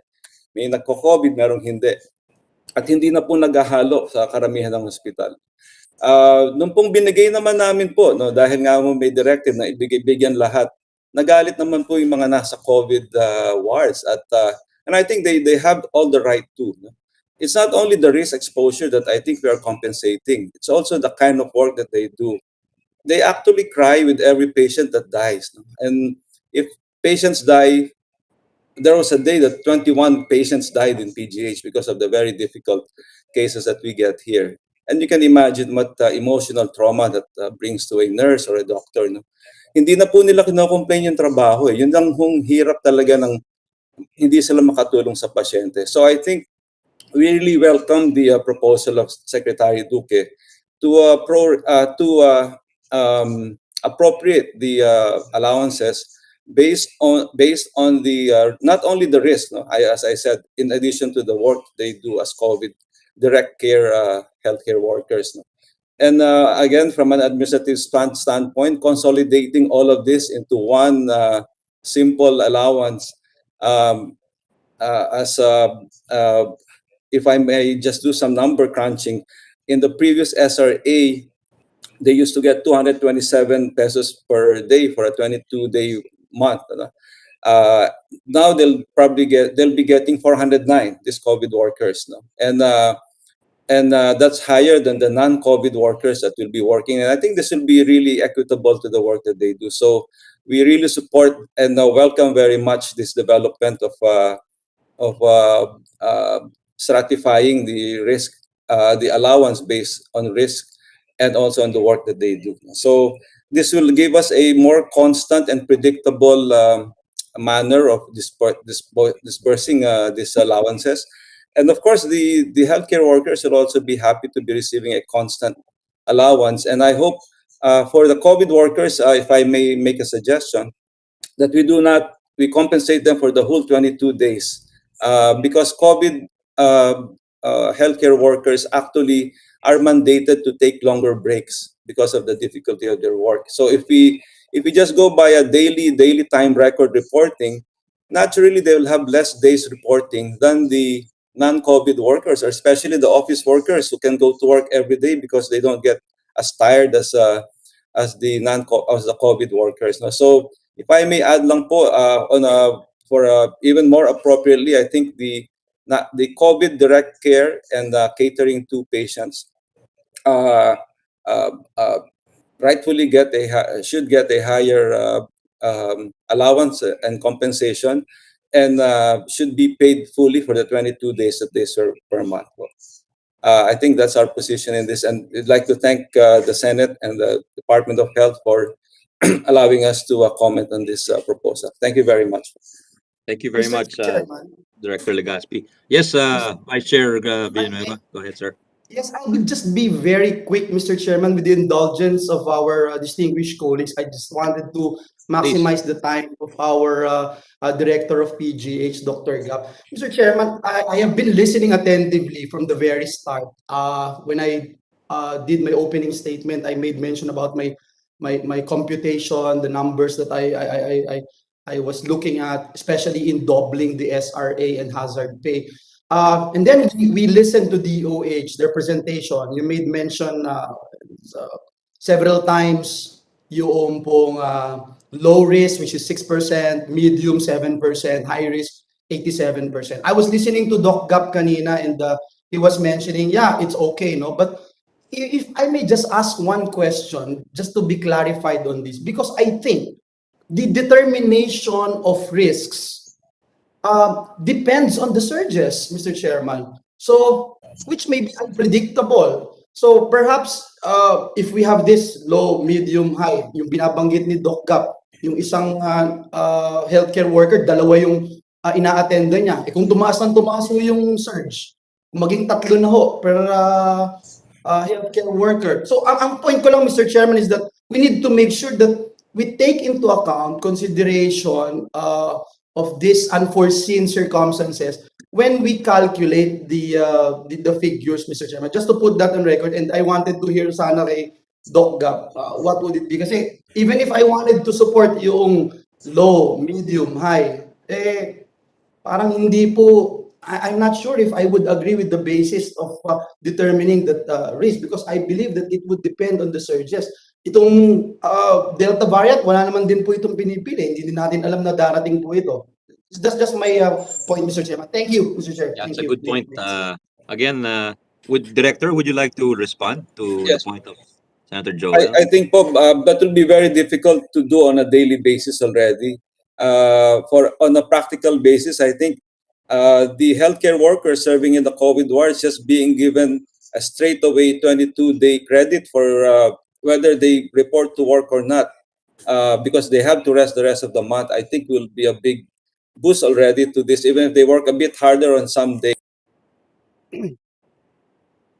Okay, thank you, Director. The points are well taken, and it's part of the calculus when we eventually finalize the measure, Your Honors. I'd like to extend my apologies to our Senate Blue Ribbon Chair, Senator Gordon, for my remark earlier.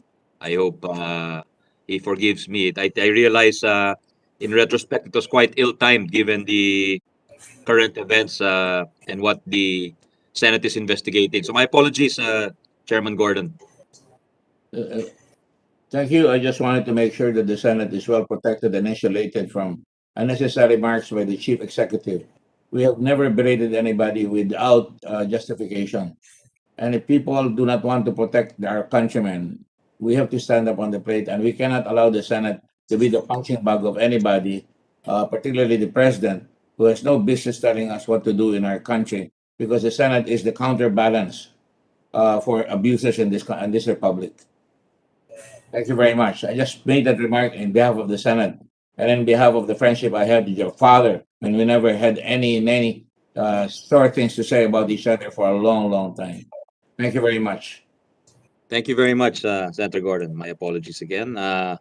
Can we now hear from the Philippine Nurses United? We have President Abenohar and Ms. Jocelyn Andamo. Are you online? Mr. Chairman, Thank Yes, you, Mr. Vice Chair Bato de la Rosa. Yes, go ahead. just a short rejoinder doon sa statement ni Senator Villanueva. Yes, please go ahead. But just a reminder, no, we have an hour and a half and some resource persons, but we'll allow these short interjections. Go ahead, sir. Very short lang, Mr. Chairman. Go ahead, sir. Go ahead, please. Yung pag-classify natin into high risk, low risk, or mid-risk mga health workers, Mr. Chairman, gusto ko lang sana i-share yung aking experience sa military at sa police. Yung aming combat pay, naka-fix yan. Pag sinabi mong 720 pesos for combat pay, ma-expose ka man sa matinding gira or mahina na gira, you are fighting NPA, you are fighting MILF, or you are fighting fighting Mindanao, you're fighting Luzon, you're fighting in Visayas, pareho lang po yan. Pag sinabi mong combat pay, fix yan. 720 pesos per month. So, I just would like to reinforce the point being raised by our very hardworking colleague. Joelle. FNU, if they're not here, we'll go to... Sir, we Andyan na are po kayo. here. Okay, ma'am. Yes, Yes, President Abenohar. Go ahead, ma'am. Okay, magandang umaga po, Mr. Chair and Mr. Vice Chair, Senator Gordon, and to all our resource persons as well. Basahin ko po yung maikling position paper ng Filipino Nurses United. The Filipino Nurses United, or FNU, commends the Senate Blue Ribbon Committee in pursuing the investigation of irregularities in DOH transactions or spending of funds at this time of pandemic based on the COA report. The Filipino nurses, comprising 71% of our nation's health workforce, according to the World Health Organization, are hardly hit by this coronavirus, being top on the list of 24,091 infected health workers, according to the Department of Health as of September 9 this year. FNU deeply regrets the suffering and lives of our health workers at a time that it could have been prevented if only there is much quality and appropriate personal protective equipments at their workplaces. who then would be accountable for this suffering and lives lost on the part of the health workers. In relation to the issues of SRA and other Bayanihan 2 benefits compensation, FNU have been closely monitoring, and we will provide you a list of health facilities which until now have not received these benefits. FNU views the Senate Bill number 2371, which is being proposed by Senators Gordon and Senator Angara, as very relevant to immediately address the restrictive provisions of the Bayanihan 2 law. We agree that all healthcare workers, medical and non-medical health workers, regardless of employer, public or private, and regardless of status of employment, whether they are regular, they are on a casual basis of employment, contractual, job order, contract of service, or outsource. They all deserve the COVID-19 benefit and compensation during this period of pandemic. FNU also agree that the active hazard duty pay of government sector should be given to government health workers on top of their existing hazard pay under the Magna Carta of Public Health Workers. At this point, Mr. Chair, I'd like also to seek the clarification later by the Department of Health as to the basis of the 527,727 health workers. Because in their previous press releases, Secretary Duque has been mentioning about 1.8 million total health workers. So we would like to be clarified why or how they came about this 500 plus health workers. We would also like to know if this includes our health workers in local government units health facilities, because they are mostly the ones who receive either delayed or are not receiving the supposed to be benefits under the law. We also would like to clarify if this includes our private health workers in private clinics like dialysis centers who have also been exposed to many COVID-19 patients. In addition, may we recommend that the SRA and the AHDP should be given to all healthcare workers with the amount of 5,000 and 3,000 monthly, respectively, without having to divide it by 22 days. Because in actual situation, our infected health workers who needs to be on 2 weeks leave, or others who have been exposed and need to have 2 weeks quarantine, do not receive the benefits, which is unfair to all their contributions, no, in our COVID-19 response. Also, we would like that our most vulnerable health workers be really provided with all these benefits. They deserve and require sustained compensation. So having it retroactive to July 2021 is very much supported by our organization. Secondly, we would like to seek the understanding of the good committees of Blue Ribbon Committee, Finance and Ways and Means, and the Good Chamber of Senate to ensure that nurses and other health workers who got infected will be given the COVID-19 compensation regardless of the severity, asymptomatic to symptomatic, and most especially when they get infected repeatedly, with the minimum amounts of 50,000 for mild and moderate and 100,000 for the severe and critical patients, and 1 million for those who will die due to COVID. With regards to the proposal of the Department of Health to have this classification of health workers according to risk, from low, medium to high risk, we will be studying this immediately with our members, and we will submit our position paper. But rest assured that we will consider two major points. One is the fact that whatever we agree should be fair for all health workers. And that second, we have to adopt the most simplified and practical ways by which our health workers will be able to access these benefits. May I end by saying that the Filipino Nurses United would like to thank and honor all our nurses, doctors, and all other health workers in their courage and dedication in serving our people, especially the poor majority at this time of pandemic. Likewise, may we express once again our support to the Senate Blue Ribbon Committee and chaired by Senator Gordon and this committee the Committee on Finance, chaired by Senator Angara, in its quest for truth and accountability, despite the odds, so that the funds deserved by our people and the health workers may be felt and received at this difficult and trying time of pandemic. The Filipino nurses would like to salute and thank you for this opportunity. Magandang araw po sa ating lahat. Thank you very much, President Benohar. You raised a very valid issue, and we'll ask DOH if they're ready to respond to that on the base number of 526,000 or so. Could you share how that figure was, what that includes, what it excludes, Secretary Duque, or anyone from the DOH or the government? Mr. Chairman. Yes, Chairman Gordon, please go ahead, sir. I would like to thank the Philippine Nurses Association, headed by their president, who just made some very nice remarks about the blue ribbon. I take that I take that not as I take that out of duty, ma'am. Maristela? Yes, sir, Senator.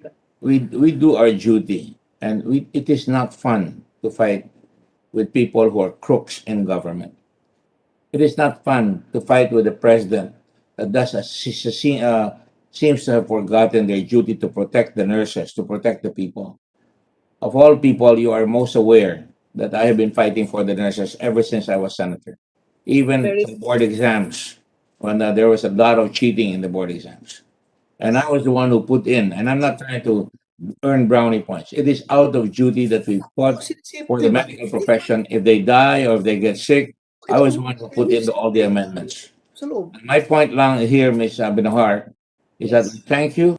It is not necessary, but nonetheless, I am proud that you have noticed what we try to do here because it is important. We have to speak our mind. We have to speak with our hearts. And we know that you take great risks, and those risks must be recognized, no less than by the Department of Health and most importantly, the President of the Republic of the Philippines. Kaya naman po, sa umpisa pa lamang ng Blue Ribbon, inuna ko na po yung sinabi ko na ito ang uumpisahan natin, ang nurses muna. At yun na po ang ginawa natin. Sa pangako po natin, ang inyong abang lingkod, nung hindi masyadong naasikaso kagad, and fairness to Secretary Duque, he said that he was gonna set aside some money for that. I immediately came out na mabigyan ng mga health workers ng pagkakataon. Masabi sa pamagitan itong batas na ito, itong panukalang batas, na maraming mga senador ang sumusubaybay at sumusuporta para matulungan talaga ang mga healthcare workers natin. So, I just want to thank you for your kind words. I certainly will tell my wife about it because my wife has been totally distressed by this. My family has been totally distressed by this. It is not easy. Hindi madali. Mumurahin kayo ng Pangulo natin and that's fine with me. Kaya ko yan. Pero pag nananakot na siya, magsasalita na siya, napapatay siya, at bababuyin niya ako hanggang kamatayan, well, kaya ko pa rin yan. Ang sinasabi ko lang, ipaglalaban ko ang mga nurses, ang mga healthcare workers at lahat ng Pilipino na tapat sa kanilang tungkulin habang may breath pa ako sa aking katawan. At yan po ang gusto ko sabihin sa inyo. Thank you very much, Mr. President, Mr. Senator, for allowing me to say a few words. I'm sorry I'm a bit very, very emotional about it. And it's because it's not been easy. And if the President thinks I'm having fun with this, he is totally wrong. As he's missed the point so many times in the past, he is again missing the point. Thank you, Mr. President. Mr. Chairman. Thank you, Blue Ribbon Chair Gordon. Mr. Chairman. We have waiting with us Vice Chair Bato. You want to? Si Senator Bongo is waiting to say something. Say, go ahead. Just a very short reaction lang, Mr. Chairman, from the comments of Senator Gordon. Did I hear right? Vice Chair, go ahead, pero siguro it's the last reaction to a reaction that we will allow because hindi tayo matapos kung panahi. Go ahead, sir. Go ahead, sir. Just to set the record straight, Mr. Chairman, did I hear Senator Gordon, did I hear it right that the President said that papatayin ka niya? I just would like to, for the record, Mr. Chairman. With the record of the President, and I have been very, very set back on that, and I've been accused of coddling the president, which I have not. Let me tell you in no uncertain terms, the president has no right to say, bababuyin kita hanggang mamatay ka. When you say words na mamatay ka, you take it seriously. There's already one death assassination in the family. And I take it to mean that I have to defend myself. And when a congressman says, mabuti pa ikaw, nakatindig ka pa, yung ibang tumabang kay presidente o tumabang sa kanya ay nakatumba na, I take it seriously. Now, if you want to defend the president on that score, I'm trying to be objective about the whole thing, but when you say things and when you lie about many things that are happening in this country, especially on what we do for suffering humanity in the Red Cross, I have to speak up. I'm just trying to The Red set Cross the has record straight. saved many lives in this pandemic. I just want to set the record straight, Mr. Chairman. Kaya nga ako nagtatanong para maklaro kung sinabi ba ng Pangulo na nagsabi na papatayin niya si Senator Gordon. Yun lang sa akin. I'm not defending the President. Ako, klaro lang. Whatever you want to do, Senator Gordon, wala akong problema. Ang akin lang is, did I hear it right? Na sinabi ng Presidente na papatayin ka niya. I said what he said, and that's enough for me. Kakampi kita. Hindi ako papayag na gano'n, na papatayin ka lang. Well, thank you. Thank you very much. Gusto ko lang maklaro. The president should never say those things. Okay, thank you. To anybody in this country. Thank you, Mr. Chairman. Salamat. Thank you, Senator Bato. Thank you, Your Honors. Thank you. We'd now like to acknowledge another Vice Chair of the committee, and he's the Chairman of our Health Committee, Senator Bongo. Your Honor, good afternoon. Good day, Mr. Good Chairman. morning pala. Good day, Mr. Chairman, and to our colleagues and resource persons. At bago ko po umpisahan ang aking short statement, sa kasamahan ko rito sa Senado. Hindi naman po sa dinidepensahan ko ang ating Pangulo, pero hindi niya po magagawa yon, Mr. Chairman, pumatay ng isang tao. At alam naman ni Senator Gordon na mahal ka ng Pangulo eh. Alam mo naman yun noon, sir. Pero anyway, ako na po nagsasabi sa inyo. Siguro maybe issues lang po ang pinaglalaban dito. Pero yung sabihin mong patayin, hindi niya po gagawin yun sa inyo, Senator Gordon. Mr. Chairman, I want to underscore the importance of 2022 budget in overcoming the health crisis we are facing today. Foremost in this fight, we must ensure the well-being of our health workers. As such, I want to highlight the need to include in the 2022 budget the allowances for our healthcare workers. Nakataya po ang buhay nila dito. Bawat araw po ay nasa panganib ang kanilang buhay. Ito ngang nakaraan, umabot na po sa full at critical capacity ang ilan sa mga ospital dito sa Metro Manila, kagaya ng St. Luke's Medical Center, Medical City, Cardinal Santos Medical Center, UERM Medical Center at ang Philippine Heart Center. Dahil sa dami na po na nagpapagamot at dahil nahahawa at nagkakasakit na ang karamihan sa kanilang mga healthcare workers. This is why President Duterte asked the Armed Forces of the Philippines and the Philippine National Police to deploy members of their medical corps to reinforce hospitals. Sa totoo lang, po, hindi nababayaran ng kahit anuman po ang buhay. Ngunit mahalaga na bilang pagkilala na rin po sa sakripisyo nila para sa ating bayan, bigyan natin sila ng dapat nilang matanggap. For the provision of special risk allowance for the first part of the year, President Duterte has directed the Department of Health and the Department of Budget and Management to expedite the provision of the mandated allowances. Recently, the President approved the release of 407 million to cover the SRA of additional eligible health care workers. With this, the government will be able to cover the SRA of a total of 117,926 more healthcare workers since the President's pronouncement. Hindi pa po natatapos ang pandemya, kaya dapat tuloy-tuloy lang ang pagbibigay natin sa kanila ng mga benepisyo. In this regard, I filed Senate Bill 2398, which provides allowances and benefits to healthcare workers during the existence of the state of public health emergency due to the COVID-19 pandemic. The bill provides benefits and allowances to all healthcare workers who are engaged in health and health-related work in health facilities during the state of public health emergency. Mas inclusive po ang coverage ng mga eligible sa allowance. Hindi na po natin nalilimitahan sa mga directly catering to or in contact with COVID-19 patients. This is in line with the with my earlier call to expand the provision of the SRA to all healthcare workers serving in the hospitals. Lahat naman po ng healthcare workers na naka-duty ay maituturing na expose sa banta ng COVID-19. Hindi po nakikita ang kalaban na ito kung kaya't mahirap po paghiwalayin kung sino po yung exposed at sino po ang hindi. Sabi ko nga, pagdating mo sa loob ng hospital, hindi mo man po masasabi kung hindi ka exposed. Dahil sa loob ka ng hospital, prone, excuse me, pag nasa loob ka na po ng hospital, prone at maituturing na exposed ka na rin. Hindi mo masasabi kung walang virus yung dinaanan mo kasi nga, hindi natin nakikita itong COVID-19.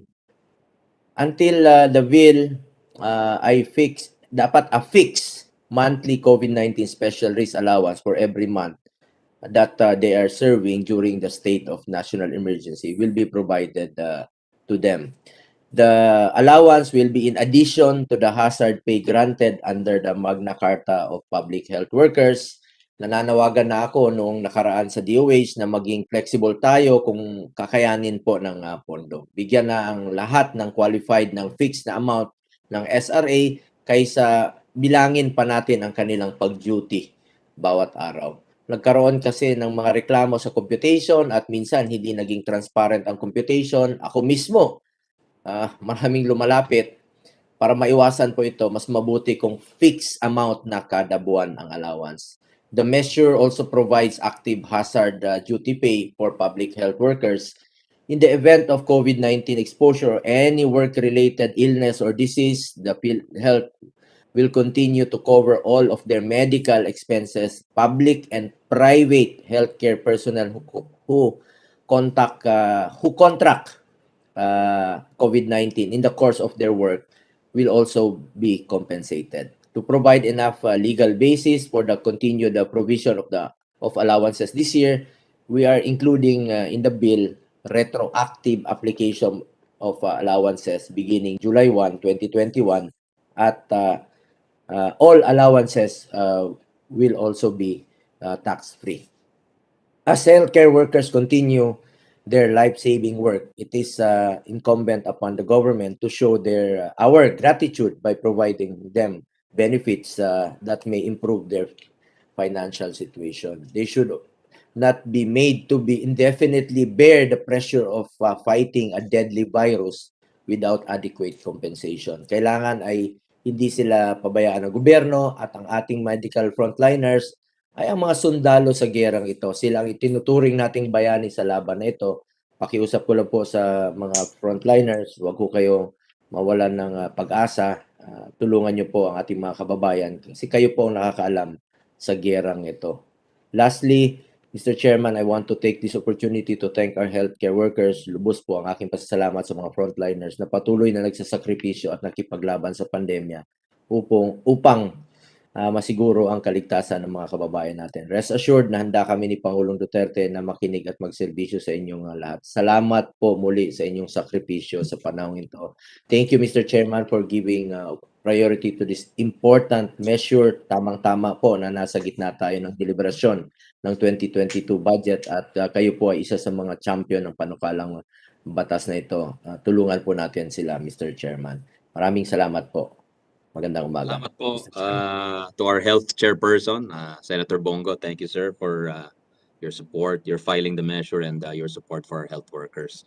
I think we had a pending question kay Secretary Duque. Sir, would you like to comment on that question of the FNU before we recognize ULAP and St. Luke's and all the Red Cross and all the other resource persons? Yes, thank you. Thank you, Mr. Chairman, for giving me the floor.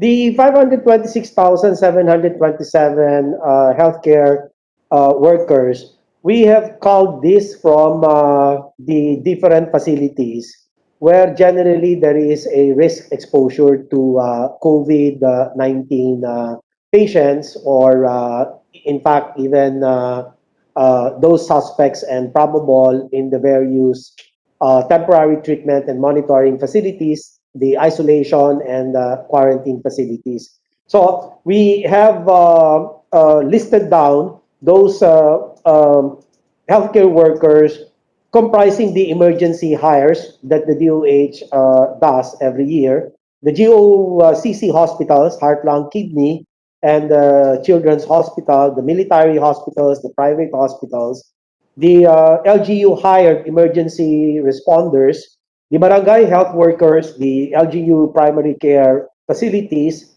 the LGU hospitals, the human resource for health deployment program of the DOH, precisely to augment any gap in human resource requirement in other facilities. And then, of course, all of our DOH hospitals and DOH staff. I have the numbers equivalent to each of these facilities that I have mentioned, and it's totaling 526,727.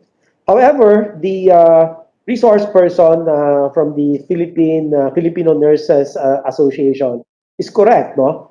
We have vaccinated close to about 1.6 million healthcare workers, but a lot of this are actually don't have the same level of exposure. So we need to stratify. But by and large, if the resources are available, why not? I mean, we fully support that everyone ought to be given benefits. Thank you, Mr. Chairman. Thank Mr. you, Chairman. Mr. Chair. Secretary Duque. Uh, Mr. who is Chairman. that? Sorry. Joelle. Yeah, Vice Chair Joel. Yes, Vice Chair Joel. Go Very ahead. short lang, just to be clarified with the data given to us by the good secretary, and with the indulgence of our good friend Governor Dax, we wanted to listen to him. Just very short po. Perhaps it's about time we mentioned the 87% figures. What's the 87% figure, the 7%, the medium, the 6% low? Just to be clarified kasi lumalayo tayo, ang dami yung mga figures. And with the 87%, 7%, and 6%, 500,000 lang po yung total yan eh, hindi ko ba? So perhaps this is the right time to get the figures, Mr. Chair, if you would allow Yeah. me, Mr. Please, please furnish our members as well as the body secretary with all of those calculations. If you have them now, please flash them on the screen. If you have them already, maybe we need. Could you tell us also which establishments will be covered para we can manage the expectations somehow? No. We will do that, Mr. Chairman. We will give you a definitive list of establishments, healthcare facilities, where the proposed benefits will be granted. The query from the Honorable Senator Villanueva, we will would like to ask the chair to very quickly recognize Assistant Secretary Beltran, who will Yes, Asik Beltran, clarify. please, to answer Senator Gatchalian's question. I'm Yes, just kidding. Yes, Mr. Chairman. Thank you po. Thank you po, Senator. Let me just correct myself po earlier. Hindi naman humali, sir, pero yung sinabi ko palang mga percentages kanina, yung 6%, 7%, and 87% is based on the 50.4 in terms of funding po. Funding requirements. So Not the 6% number. of 50, not the number of HCWs.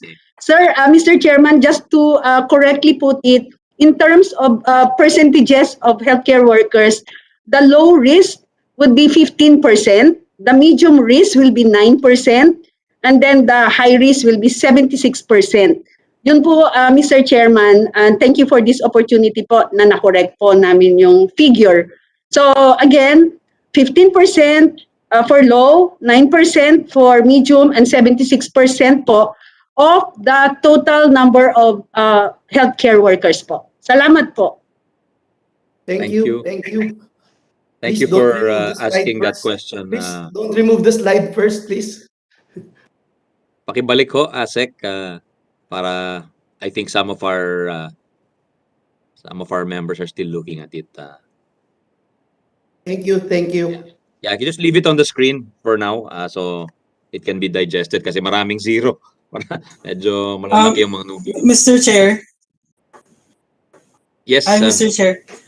This is Nurse Bench from St. Luke's Medical Center Employees Union, and I guess in response to the data, we see that the lots of benefits is for all health workers.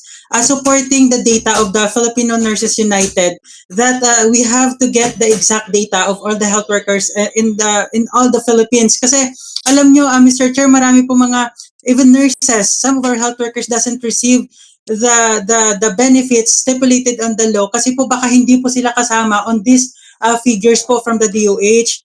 Yeah, we understand the category that the DOH determined, but yun po yung questions, bakit ganun lang po kakonte yung health workers na binibigyan nila kasi in fact in most of our provisions in the law like the meal accommodation and transportation allowance, that provision is for all health workers. And nakakalungkot nga hanggang ngayon sa amin sa St. Luke's wala pa kaming na-receive dyan eh. But the DOH shows a data na nagbigay na daw po sila. Po yung question namin doon, sino po yung nabigyan nila? Kasi sa amin hanggang ngayon wala pa. And I guess, Mr. Chair, if you give me the opportunity, I can show the positions or our positions in response to that and some clarifications. Maraming salamat po. Yeah, I was about to recognize you after ULAP actually. If you can just wait a little bit more, you'll be recognized, sir. Thank you. We'll get back to you for a longer position. Can we hear from ULAP, our friend, our friend, former colleague in the House, now Governor and the President of ULAP. Sabi ni Senator Joelle from BTS daw. Governor Dax Kua. Governor Dax, are you there, sir?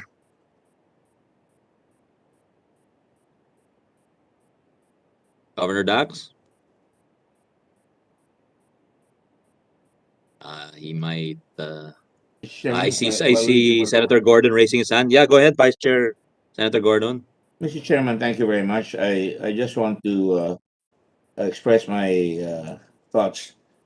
Yes, sir. Yes, sir. Go ahead, sir. That the healthcare workers have to come out and talk about what is due them. I think it behooves the Department of Health and this Senate to immediately act on this proposal. We also heard the PGH director, and we know what these nurses are going through, what these healthcare workers are going through. I hope that the Department of Finance will see its way clear to really find a way to provide, mabigyan ng tulong itong mga kababayan natin, ng mga healthcare workers. Tama yung sinabi ng taga St. Luke's, si Nurse Bench. Maraming hindi nasasama. Ito nagsimula itong problemang ito dahil hindi maayos yung listahan natin. So madami tuloy na feeling nila deprived sila. And dami natin sinasabi dito, dapat malaman natin sa Department of Health. Meron ba na kayong listahan na talagang kompleto na? Yung mga barangay healthcare workers, lumalabas yan.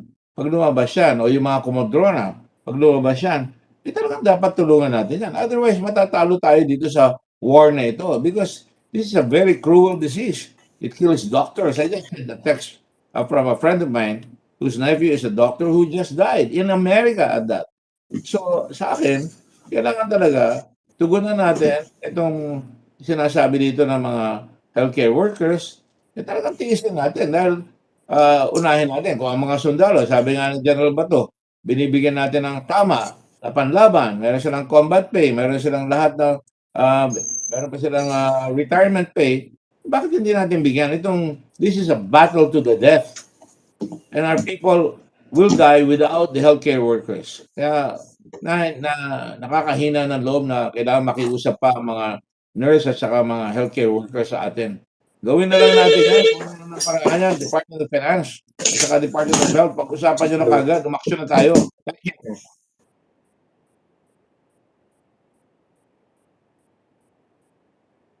Thank you to our Vice Chair, Blue Ribbon Chair, Senator Dick. That's well said. And we will rush this measure that he filed along with this representation and supported by many of our colleagues. And of course, we'll need the support of our colleagues to, if we need to make any budget cuts, might be might be some might be controversial. Majority Leader, yes, go ahead, sir. Thank you, Mr. Chairman. I just have to go to another meeting. I just want to put on record that I fully support this measure and would move to endorse it to plenary for immediate action. Whatever we need for budgeting for this, we can search. It's budget season. I'm sure there are unnecessary funding out there that would best be coursed to this measure that will be able to help our health workers.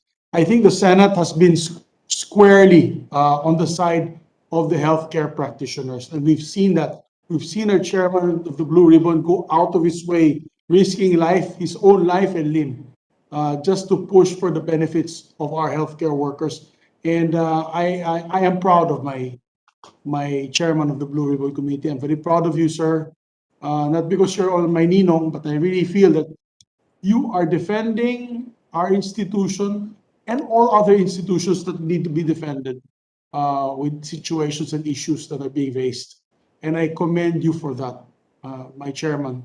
And again, the soonest possible time we can take this out of plenary, you have my full support. Wala nang interpellation, kausapin na natin lahat, pasa na natin. And let's send it up to the executive, hopefully for their also concurrence, Mr. Chairman. Thank you. And again, God bless our chairman of the Blue Ribbon Committee.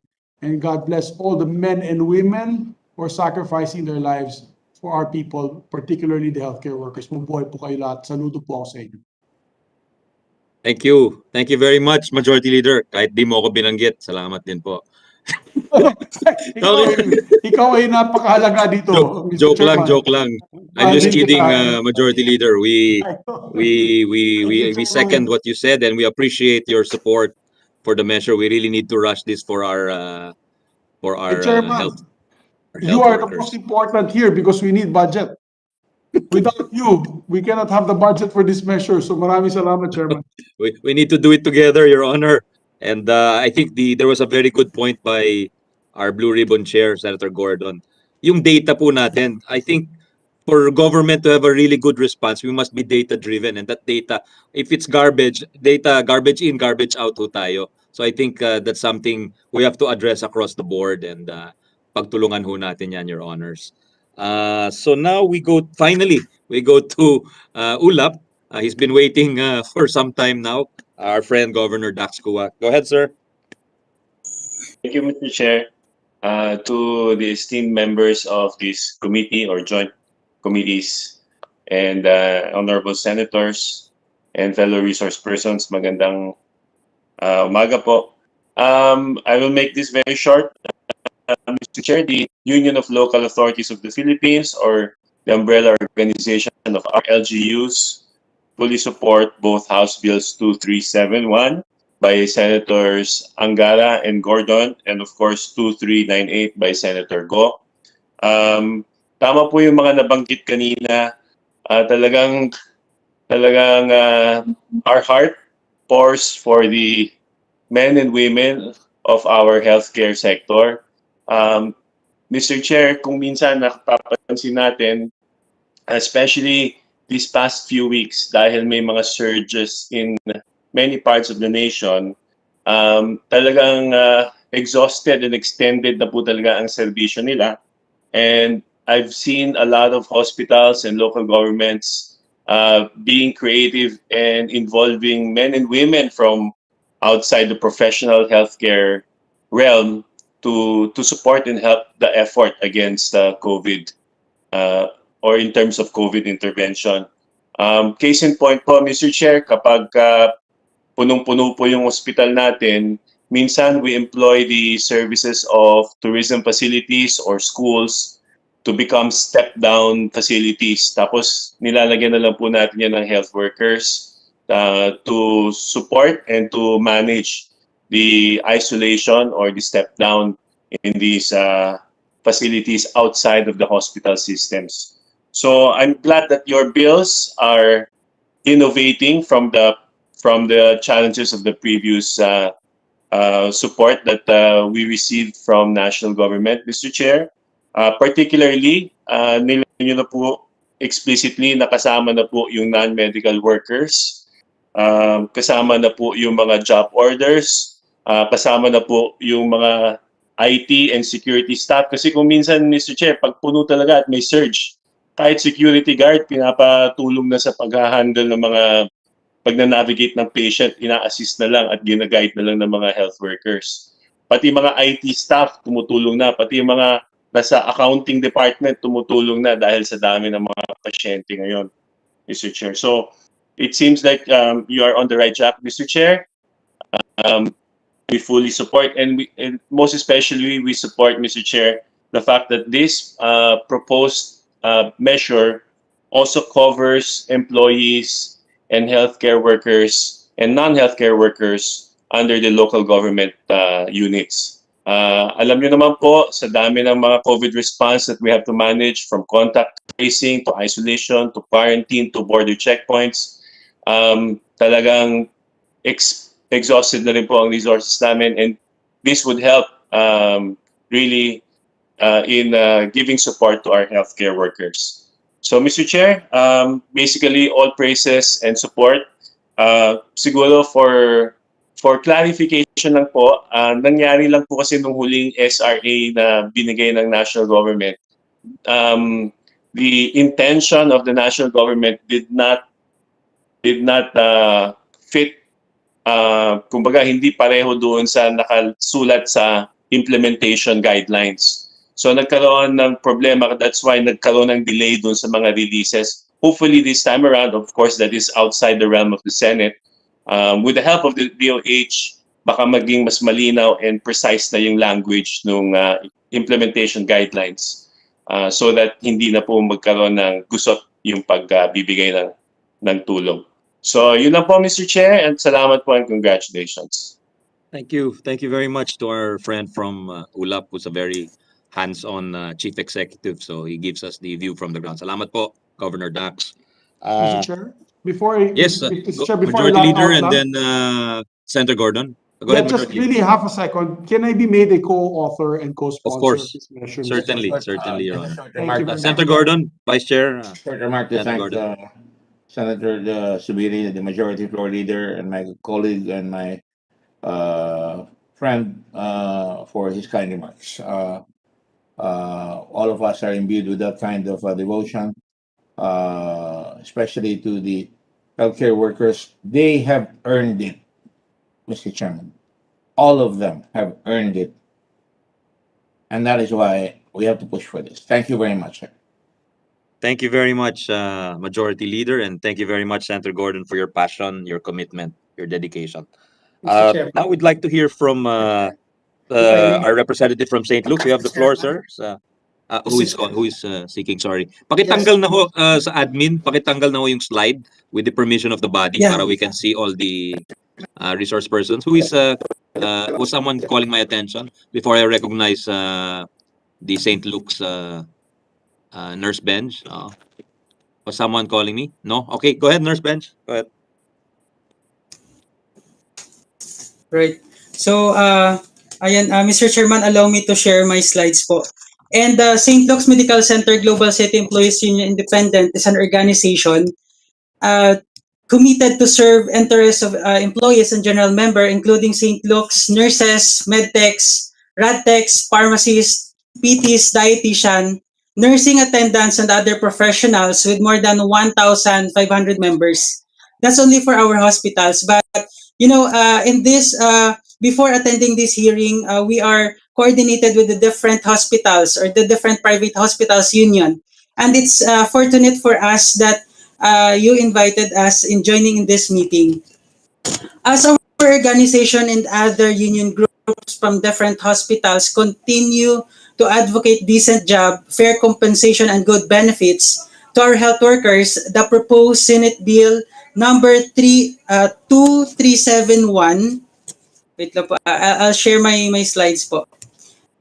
The Senate Bill number 2371, Senate Bill number 2398, and Senate Bill 2406 brought us great hopes and courage as we continue to serve for the health of every Filipino with or without pandemic. We are in full support on this formulation, and we appreciate your initiative on hearing our voices and our rights. And I guess, Mr. Chair, my slides are loading there. Can you see my slides po? Yes, we can see it. Please go ahead. There. So again, to our honorable chairman and the rest of the senator or from this hearing, we really appreciate, and it is our pleasure to share with you our positions. So we submitted a position paper earlier before this hearing, and we stand firm and asking for the support of the legislations processes with the following salient points to all hospital staff and health workers, to both public and private health workers regardless of employment and quarantine status.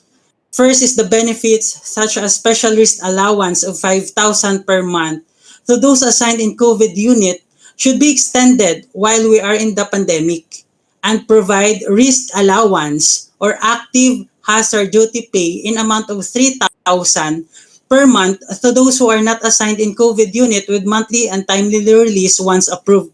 But on the proposal of DOH, they categorize it as a low, medium, and high. And I don't get, I don't see the justification about it. But sana po, yung gusto po namin is para sa lahat.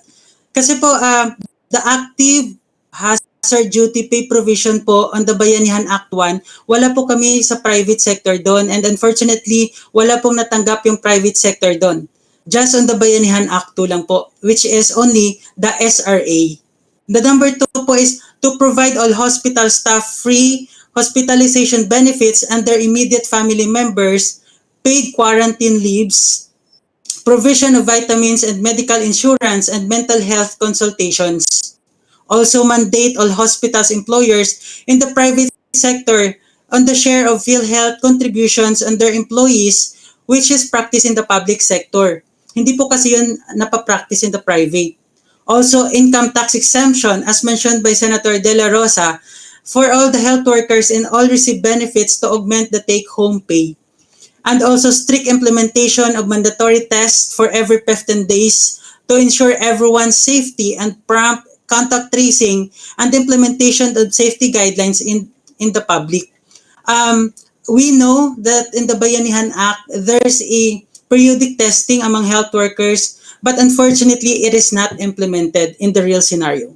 So sana po, if we're going to extend these benefits, sana po maganda po yung implementation. The next is active consultation and discussion with the hospital's administrations, all organizations involved, and employees group for the guidelines at the implementation of every provisions. Para po hindi po tayo magugulat na naglalaps na po yung law at hindi po nakukuha yung mga benefits na dapat ay para sa amin or para sa ating mga health workers. Just what happened with our Bayanihan Act previously. And also to ensure every health workers get decent work schedule in accordance to the labor standards of 8 hours in a day and mandatory 30 minutes meal break in between shift and no forced overtime. Every hospital staff should perform reasonable workload and patient ratio with a proper training on handling patients before deployment on assigned unit, especially to COVID units, with hiring enough staffing and plantilla or regular position. The reason why our health workers are resigning because they are exhausted, they are overworked, and they are tired. Sana po mapansin po natin ito. And last, to continue the prescribed supplementary guidelines on the provision of life insurance, meals, accommodation, transportation allowances monthly, timely release once approved. Kasi po, matagal na pong naglaps yung Bayanihan Act, pero hanggang ngayon, as in the private sector, hindi pa namin natatanggap yung mga ganitong benefits. Sana po that would be the lesson for us para naman po mabigyang pansin po at mabigyan ng importansya yung mga undervalued natin ng mga health workers, lalong-lalo na po sa amin sa private sectors. Next po, just recently, kahapon na po ito, trending po ito kahapon. In our institution, it is not about the COVID-19 outbreak why the hospital is full. The real scenario po, it's because we are lack of nurses. We are lack of health workers. Maybe some of you or a lot of our countrymen or a lot of our Filipino countrymen, a lot of our fellow Filipinos are not getting enough medical attention because all of our hospitals are full. The reality po, some of our units are closing because we are out of nurses. Wala pong magjo-duty in a certain unit or in a certain ward kasi po wala na pong nurses. And sayang po, kasi baka kakilala nyo po or kapamilya nyo po yung mapupunta sa hospital at tatanggihan po ng hospital kasi hindi na po nila kayang alagaan. Kasi sarado na po yung ibang units. Eh kasi wala na pong nurses. Sana po mapansin po natin yon. Also, we commend some of the hospitals giving a decent compensation to our nurses. Nakikita niyo po siguro si Senator Gordon, familiar po siya on the first picture on the left, na ganun na po kataas yung compensations for some. But we are not really sure. Kasi tinatawanan po ito ng mga nurses. Kasi PR lang daw po ito. Kasi in real scenario, hindi po nila natatanggap nito. Yun po yung sabi nila. Sana po mapansin natin at sana po implement po natin ng maayos sa mga ganito. Also, some of our governments, the DOH, or hiring nurses. Nakakalungkot lang po kasi contractual job orders. Paano pa naman tayo makaka-attract? Paano naman yung mga nurses mag-a-apply if they don't have security in their work or security of tenure? On the right picture po, nakikita nyo po, 13,000 po yung monthly salary for a nurse. Malaking insulto po yon sa mga nurses na halos binibigay po nila yung buhay nila tapos ganun po yung pagpapahalaga natin. And in some hospitals, nasa Rappler po ito, na nagda-diaper na po yung mga nurses para lang po mag-attend sa mga patients natin. And how many nurses will leave us before giving our due benefits? And also, if mass resignation is the only option for us, who can give us a new hope? Kasi dito sa Pinas, admit lang tayo ng admit, hindi po natin natitingnan kung kaya ba ng manpower natin. And ini-extend natin yung mga nurses just to take care of our patients. But at the end of the day, mapapagod po yung nurses natin at magre-resign. Gusto ko pong ipakita sa inyo. I am from Capiz. The Rojas Memorial Provincial Hospital, may plan po na mag-resign yung mga nurses kasi 2 months na po silang walang sweldo. Kasi bakit? Pinopolitika po sila.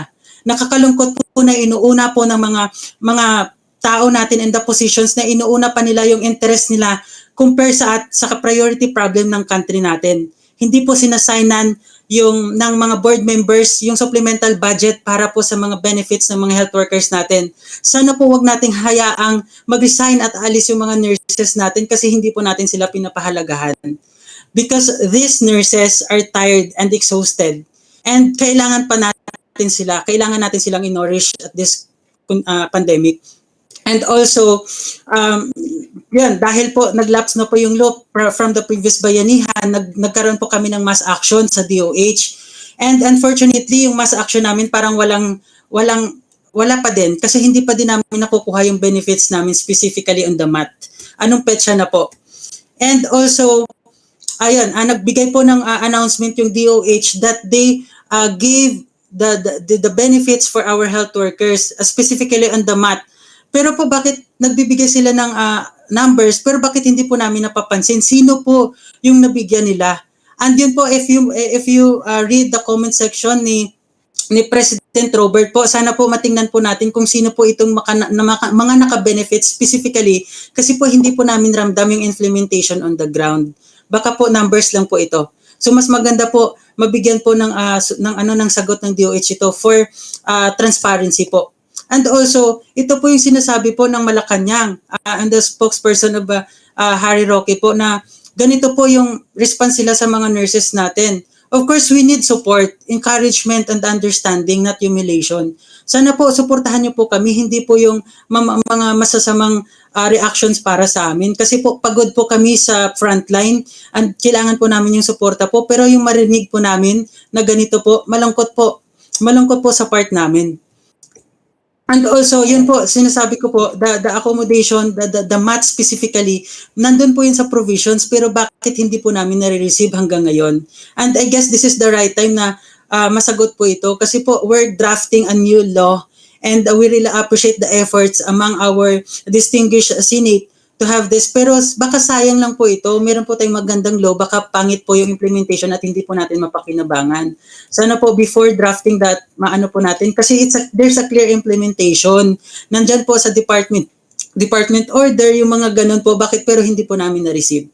So, ayun po, and also, sana po, yun po, sana po sa lahat. Kasi we have a clear guidelines and implementation, sana po ma-implement po ito sa amin. Kasi po, hanggang ngayon po, na umaasa po kami here in the front line na sana po ibigay po yung mga benefits na para sa amin para po tuloy-tuloy po yung aming serbisyo. Huwag po nating hayaan na wala ng mga nurses or mga health workers in the front line. Talagang hindi natin ma-revive yung crisis or the health crisis na na-experience natin. So nakikita niyo po yung mga templates, mga guidelines po ng DOH, pero po unfortunately, hindi po namin po na-experience yon in the front line.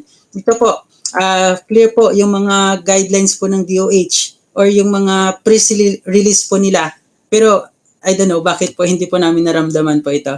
So I guess in this hearing po, maybe end of our position, and siguro it's a clarification na din, and we really support, sobrang salamat po na sinusuportahan niyo po kami from the front line. And sana po magkaroon po kami ng clarification on this. Maraming salamat po, Mr. Chair. And yung question na po pala, may question ako po sa DOH before I end my time po. Ayun po, sana po clear po yung total number of health workers natin. Kasi alam po namin, we believe in the grounds po na hindi po totoo yung numbers na 500,000 plus lang po. Hindi po kakayanan ng Pilipinas na ganun lang po yung number ng health workers. Also, gusto po namin i-clarify po yung ano din po yung categories po na binigay ng DOH, yung low, medium, and high. And also the MAT, the Meal Accommodation and Transportation Guidelines. Maraming salamat po. Thank you, Nurse Benz. I see our Vice Chair, Aimee, is raising her hand. Go ahead, ma'am. Opo. And then after Vice Chair Villanueva, after you. Go ahead. Yes. You haven't had a chance to speak, Thank you very we'd much, like Chairman. to hear your beautiful voice. Yes, thank you very much, Mr. Chairman. It's simply to reiterate my wholehearted support for this bill, to which I am co-author now, and also lend my sympathy to Nurse Benji from St. Luke's as well as the other health workers. We live and die by data at alam natin yung listahan ng magiging madugo dyan. Kung anong kakayanin ng budget, kahit papano, ilista na rin natin. Malay mo, parang lista yan sa sari-sari store. Pagka nagkapera, di mabigyan, di ba? Lista lang muna, kasi private o public, high risk, low risk, wag na siguro guluhin yan, exposed, hindi exposed, telemedicine o hindi, at pati yung ambulance at janitors ng mga infected spaces. Siguro, isasuggest ko rin na yung ating mga medical associations, please naman yung DOH, ilang beses na natin sinabi, i-recommend sana na kasama sila sa pagka-craft ng IRR at makonsulta sila ng todo-todo. Kasi yung ibang problema nila, napakasimple naman talaga. Question naman of asking. At yung sinasabi na guidelines ni Nurse Benji at pati na rin ni Dr. Legaspi kanina, dapat maliwanag yon. Wag natin hayaan sa IRR. Right now, to my mind, the releases for the SRA and other benefits have largely been ad hoc. Perhaps we should establish a schedule once we've figured out what the budget immediately available is, so that may maaasahan yung ating healthcare workers. I-detalye na lang natin kasi hindi natin kinaya nung bayanihan 1 and 2 at nagmamadali. Siguro pilitin natin na kahit papano. Huli, maybe we should consider having some kind of institutional grievance mechanism, yung mga hindi nakatanggap, yung pangit yung mode of distribution, kung GCash na lang ang gagamitin para wala nang kaltas-kaltas, at kung ano pa yung mga daing, maybe it's important that we set up, even in the law, a grievance mechanism or even a penalty or sanction for those who do not immediately release the benefits to the people entitled. Kahit administrative sanction lang, even if it's a mere slap on the wrist, kasi this has been so delayed. Yun lang po. Thank you. A lot of good points as well taken. When we finalize the committee report, we will hope to address a lot of those. Vice Chair Joelle, yeah. Thank you, Mr. Chairman. I was cut out of the connection after the manifestation and statement by Governor Dax. I wanted to uh, say something, but also it was a blessing in disguise because I got a chance to listen also to Nurse Benji, and just like Senator Marcos, I also feel you and your colleagues. You know, Nurse Benji, I lost my mom and my sister in St. Luke's in this pandemic. Two members of my immediate family. I've seen the work of our healthcare workers and why we wanted to really do something for them. You made mention about the shortage of healthcare workers. And again, in my opening statement a while ago, I made mention about 25,067 job orders in the Department of Health. We have 25,067 job orders, but there are 13,428 unfilled positions in the department. And the department also gave us 12,278 vacant positions. So I wonder why this number continue to be that way. And I think records will bail me out every single year. I would point this out, not only with the Department of Health, but in all agencies of the government. But let me just show something, Mr. Chairman, just to strengthen our position with regard to SRAs and and the benefits for our non-medical healthcare workers. No, share the sentiment of the chair, the chair of Senator Angara, Senator Gordon of the Blue Ribbon, kanina kay Senator Baturet, Senator Go also. If you look at this DOH situation or dated, this is dated 19 of September 2020, Mr. Chairman. Titingnan po natin the medical healthcare workers nasa 0.1%, 3%, o 0.4% yung fatality, Mr. Chair. No? Of course, yung Mataas. ang dami po, mas malaki ho. And then if you go to the non-medical, Mr. Chairman, just to put this on record, yung non-medical deaths po, if we could highlight yung 1.3% na death rate ng mga doctors, 1% po yun, and yung nurses yung 0.3%. Pero siguro tignan din po natin yung death rate ng non-medical healthcare workers. For example po yung mga hospital employee, ang death rate po nila ay 4.3%. We just want to emphasize in this particular data na hindi lang po healthcare workers yung directly na-address ng problema ng COVID, yung naapektuhan. So we are suggesting po that we broaden the scope of the bill that includes non-medical healthcare workers, Mr. Chairman. Kung titignan din natin yung case count, ayan na, numbers don't lie, nandyan po lahat yun. And last but not the least, Mr. Chairman, that I'd like to raise, yung binabanggit ng halos ng lahat, no? What have we learned so far? Matagal na po itong COVID, dadalawang taon na. Ano na yung mga natutunan natin? Ano ba yung mga bottlenecks?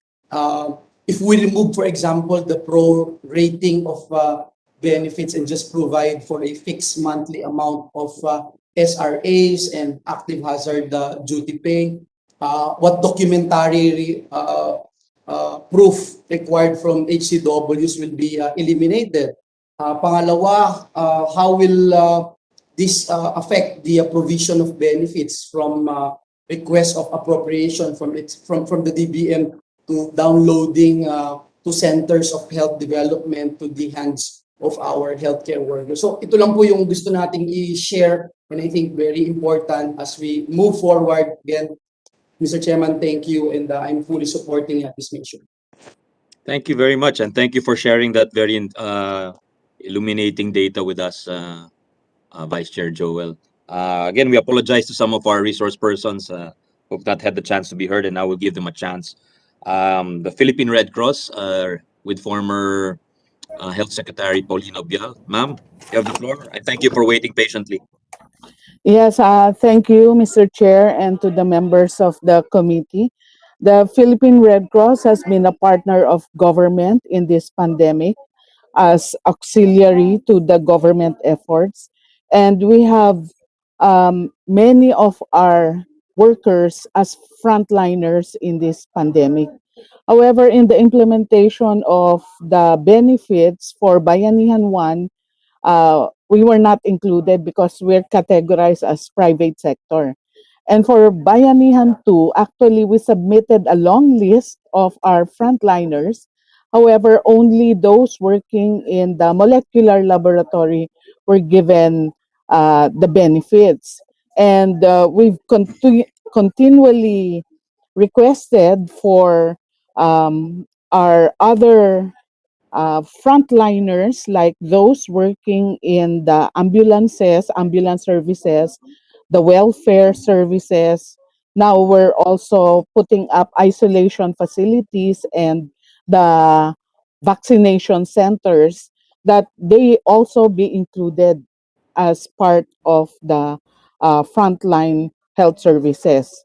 And unfortunately, even in the implementation of the Bayanihan 2, where private sector health workers were supposedly included, we submitted a list, and some of the health workers there, I don't know what the criteria was delisted. And even one of our lab managers and some of our encoders who are actually in our listing of those who get COVID are among the highly susceptible, the encoders, because they talk to the symptomatic patients.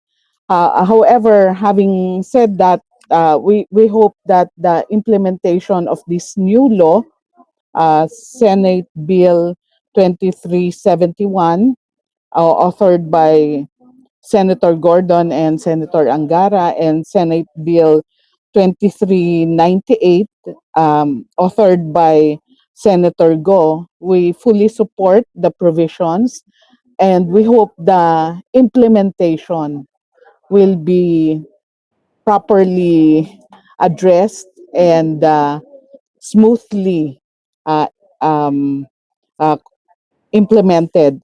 And we would like to just also include a recommendation that the guidelines must be clear for the provision of this benefit. We support the mild, medium, low, medium, and high categorization, because getting a low benefit is better than no benefit at all for those considered not directly attending to COVID patients. And we also want to support the provision that we provide a monthly allowance and not count the number of hours or days of work, because here in the molecular lab, we've actually changed the work schedule because of the intensity of the work and the shall we say, use of PPE is really people cannot take it for long hours, and the standard number of days of reporting. So what we usually do is 3 days on, 3 days off. So with that arrangement, only 15 days a month and not the 22 days are actually reported by our health frontliners. So I hope that that will be addressed. And the other issue that we would like also to point out is that we provide the benefit uniformly and consistently, regardless of community quarantine status. Because I think there was a time when only when we were in ECQ will we provide the SRA or the active duty hazard pay. Okay, so with that, the Red Cross emphasizes the importance of providing benefits to public as well as private healthcare workers, especially during the period of COVID-19 pandemic, and when the country is under a state of national public health emergency. The continued provision of relevant allowances and benefits to our health workers working tirelessly for the Filipino people is only right and just. As we look forward to improving the healthcare system, we enjoin both houses, House of Representatives and the Senate of the Philippines to continue enacting laws that uplift the working conditions and compensation of all healthcare workers. Thank you. Thank you very much, Secretary Bial, for the Red Cross. Some very good points there about the difficulties faced by our health workers. We'd now like to hear from PhilHealth. Again, thank you for waiting patiently, Your Honors. We have VP Shirley Domingo and Dr. Herrera with us. Thank you for waiting patiently. Specifically, what is the financial situation of PhilHealth like, and would they be in a position to contribute to any measure passed for 2021 or 2022? Perhaps that could be answered among others. No? You have the floor, ma'am, please. Thank you, Mr. Chair. Well, I noted two. Sorry, I noted two issues that were brought up in relation to the discussion and the opening statements of the different resource persons. One was the contribution of the healthcare workers.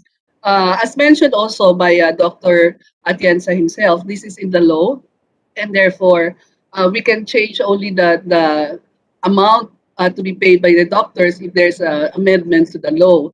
Right now, the UHC contribution in 2021 is 3.5% with a floor of 10,000 and a ceiling of 70,000. So 3.5% of that is contributed as a premium. So that's one issue. And Could you repeat that, VP Shirley? Could you repeat what you just said, yung regarding the ceiling and the minimum, please? yes, this is in the law, in the Universal Yes, Healthcare yes. Law. 2021, the amount is 3.5% of your monthly salaries or earnings, and therefore we have a floor of 10,000 and a ceiling of 70,000.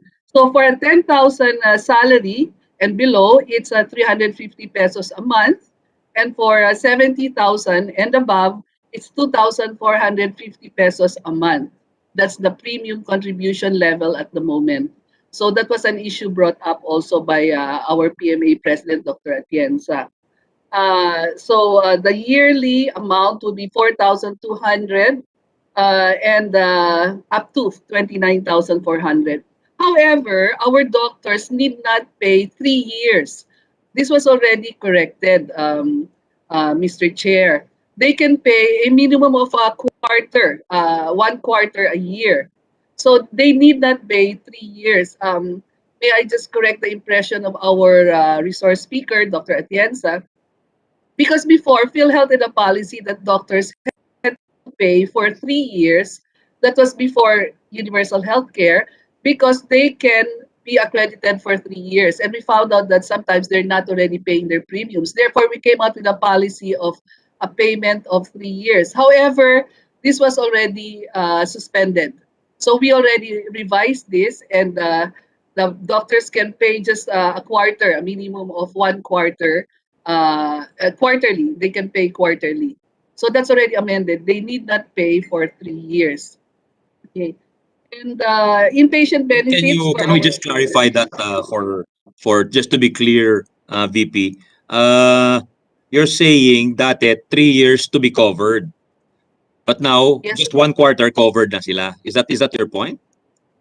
No, my point is before there was an issue with our healthcare workers, because when they get accredited by as a provider in PhilHealth, they get accredited for a period of 3 years. And I see. for those 3 years, sometimes within those 3 years, the premiums are not being paid after they pay an initial payment. So we came out with a policy then that the physicians will pay a 3 years of premiums. But this was a time when the amount was still around 1,200 for a year. That was already years back. And therefore, maliit lang actually yon. But we already changed this. Tumaas na ito because of universal healthcare. Tumaas ang kanilang premiums and we revised this policy. It's not active anymore. The doctors can pay only for a minimum of quarterly. They pay quarterly. They don't have to pay for the whole year. They can pay quarterly. So they don't even have to pay for 3 years. But how does that affect their accreditation? How long is the accreditation?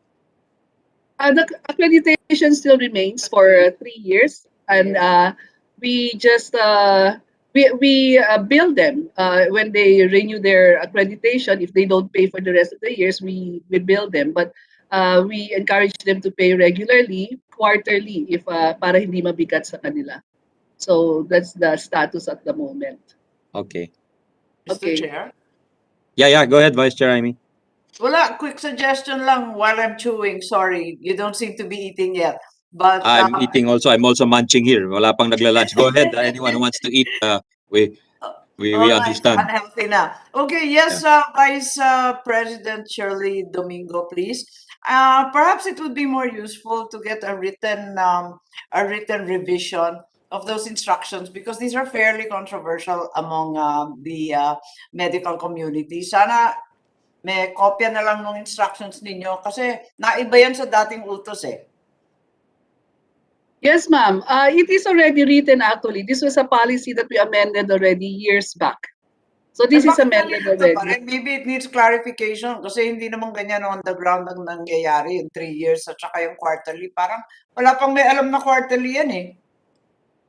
Yes, ma'am. But some of our doctors already pay quarterly because we informed them. Maybe we will just make again an announcement and advisory on this. Is that posted on your website, VP? Para or notice to the world na? Parang official gazette, then the whole world can take notice. Yan ang sinasabi ni Vice Chair Amy. Maganda yun. Yes, sir. Yes, Mr. Chair. I believe it's in our website in one of our circulars. But this was already years ago. If you don't mind, you reissue it in layman's language because sa probinsya, nasa 3 years pa rin eh. So, thank you very much. Thank you, ma'am. We will do that, ma'am. Thank you, Vice Chair Amy, for sharing that with us. Very good suggestion. Yeah, go ahead, VP Shirley. Oh, well, your question is if we also had funds, the status of the funds for payment. Yeah, makatulong ba sila tayo or is this something that can be accommodated? Parang cost sharing type of thing, given that well, it's not in the 2022 budget and we hope to change that. But for the rest of 2021, for instance, baka wala nang savings ang DOH. I don't know. Mr. Chair, I offhand, I would say that would be difficult because we disburse our funds through payment of a reimbursement. So yes, sir. So giving a lump sum of money to pay the allowances of health workers, I don't think that's possible at the moment. But I can discuss this with our financial managers in PhilHealth. Sige. Baka naman there's a creative way of doing it. Ano? I understand what you're saying, VP. Pero kung meron man, what if the health worker pays himself, then you reimburse him? O, the reimbursement siya, di ba? I don't know. Just trying to really think out of the box because it's very, very challenging. We'll appreciate a position from you. I'm sure you have many lawyers there who can study it. Yes, sir. I'll bring it up, sir. I'll bring it up, sir. Thank you. Yeah. Thanks. Are you done, VP?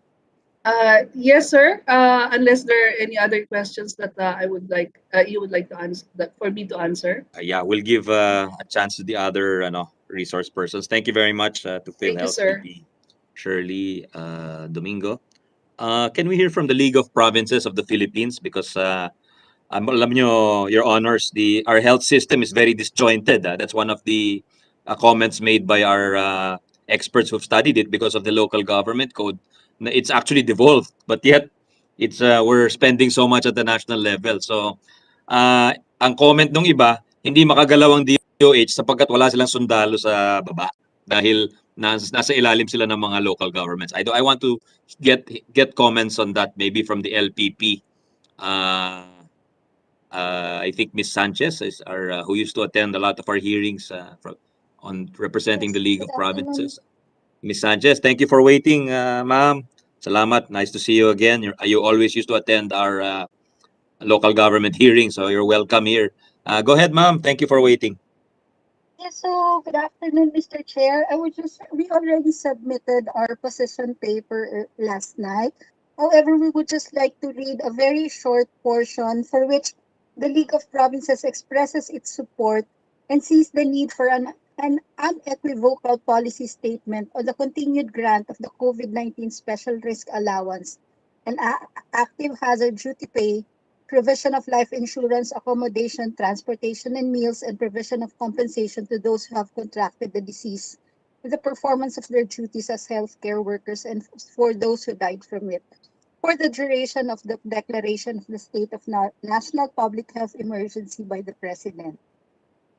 Healthcare professionals and other healthcare workers and other persons working in hospitals, healthcare facilities, medical or quarantine facilities of vaccination sites, and those administering medical assistance should rightfully be compensated with additional allowance and benefits sought for to be granted under Section 4 of both bills in recognition of their heroic efforts to address the healthcare needs of the Filipinos, especially those who have fallen ill from contracting the disease.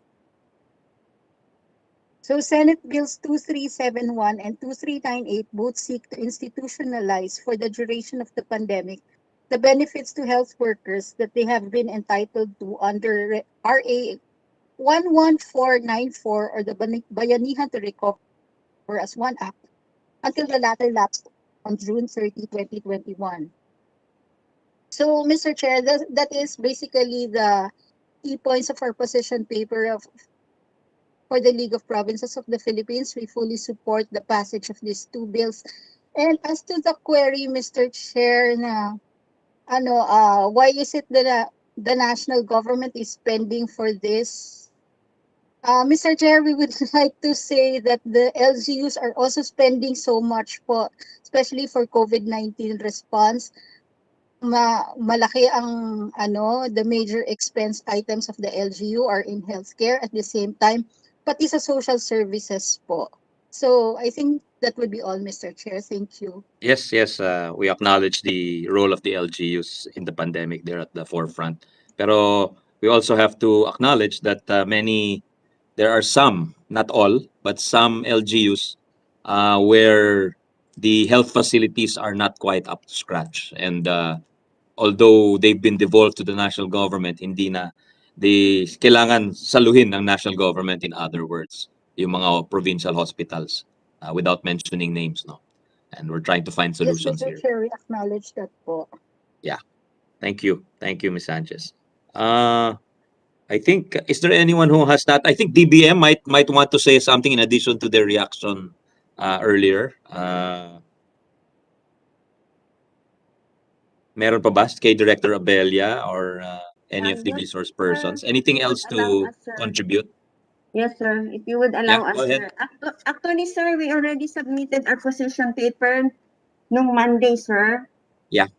Ang aming ano lang, sir, is the fiscal implication of granting the allowances. Kasi nga ho, sir, if we compute the data or the estimates given by the DOH for the healthcare workers, if we compute the requirement for July 1 to September 12, 2021, for the COVID-19 SRA for 223,727 HWs, it would be 6,546,587,500. For the COVID-19 active hazard duty pay for 384,149 healthcare workers, it would be 2,881,192,500. If we compute it at July to December, it would be 15,711,810,000 for the SRA, and for the active hazard duty pay, it would be 6,914,862,000. if we compute it on an annual requirement, ito sir, yung ano lang sir ha, yung ang computation nito sir is yung 8 hours lang, nagre-render lang ng 8 hours of work per day at 22 working days for the SRA. And then yung actual hazard duty pay computed at full 3,000 na monthly. If we combine both the SRA and the active hazard duty pay for a full year requirement, it would cost us 45,253,344,000. Given sir the fiscal condition of the country, if you would allow sir that my colleague from the fiscal planning to present the fiscal position of the country, if you would allow sir. How general or how specific is that fiscal position ho? Sir, if you would allow. Sige ho. Mahaba ho ba yan? Kasi we have a hearing at 1 o'clock ho. Hindi naman po siguro, sir. If you would allow Miss Jillian Cerivita to... Go ahead. Go ahead. Good afternoon, Mr. Chairman, everybody. This is Jillian Cerivita from the Fiscal Planning and Reforms Bureau. So I just want to share po, just a brief overview of the fiscal condition of the fiscal position of the country. So for the national government fiscal position, currently we are experiencing muted revenues and high deficit and borrowing levels as a result, resulting to the current tight fiscal position, and as well as the adoption of the fiscal consolidation strategy. So given those, this will result to tighter fiscal space over the medium term. So we provided the details, the numbers in the position paper, Mr. Chairman. So I won't be discussing this or elaborating this any further, Mr. Chair. So yun lang po. Maraming salamat po. Sige, paki-submit na lang ho. I think, is there anyone in the body who has not been recognized and given a chance to speak? Please, the committee would like to give you a chance right now. Mr. Chair, may tao na. Yeah, sandali lang, Robert. Tingnan muna natin kung merong hindi nakapagsalita. Anybody? If not, we'll give a chance to the others. Yeah, go ahead, Alliance of Health Workers, Mr. Yes, sir. Mendoza. Mr. Chair, Can you keep it short ho? Kasi may hirig pa yes ho po. kami sa Marawi. May katanungan lang po ako, Mr. Chair, kasi gumagawa tayo ng panibagong bill po, Senate bill, What will happen yung mga hindi pa naibigay ng Department of Health, yung mga MAT, active hazard duty pay, yung from January to June, na nag-expire na yung ating bayanihan 2? Dapat naibigay pa rin po. Secretary Duque, what is the answer to that? Yes. Thank you, Mr. Chairman. So we're looking for the sources, additional sources for the grant of the meals, accommodation, and transportation allowances. And also we're looking at what possible amendments can be introduced to provide a clear legal basis for the grant of the MAT on top of the SRA and the AHDP for public health workers and SRA for both public and private healthcare workers. So yun lang po. But we are actively identifying and looking at possible sources of funds. I give my reassurance that this is what is being done. Maraming salamat, Sec Doke. Thank you, Thank you. Secretary. Thank you. Thank you, Secretary. Vice Chair Amy, anything else before we wrap up? Okay, thank you. Thank you for your Now we support. have the big job of looking for the money. Mr. Chairman, bahala ka na.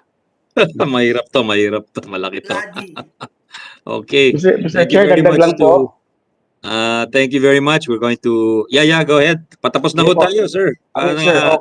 Opo, Sir, sana, may hearing pa ho doon tayo. Sana bigyan nyo ng konsiderasyon, sir. Kasi, sir, sana doon sa paggagawa sa PWG, sana makasama rin kami doon sa pag-wrap up ng sa batas We'll po. certainly be consulted ho. Opo. Okay, maraming salamat po. Salamat ho sa lahat po ng nag-attend, sa ating Vice Chair, Secretary Duque, and all the different... Secretary, did you want to say something? No? I just said thank you. Thank you very much. Okay, thank you. Salamat. Salamat, and stay safe to everyone. Ingat po silang lahat, and thank you for your contributions. We'll try to come up with a good measure by next week, hopefully, para ma-sponsor at least before the break, and then we can finalize sana. So thank Maraming you, salamat po. Director. Salamat Ingat po. Yusek Ong, Thank you po. Thank you, Senator. Dr. Amy, thank you very much. Thank you Good very much. afternoon. Nice day to Challenge you. to. Okay. Salamat ng marami ho. Thank you. Ingat Salamat po. po. Okay.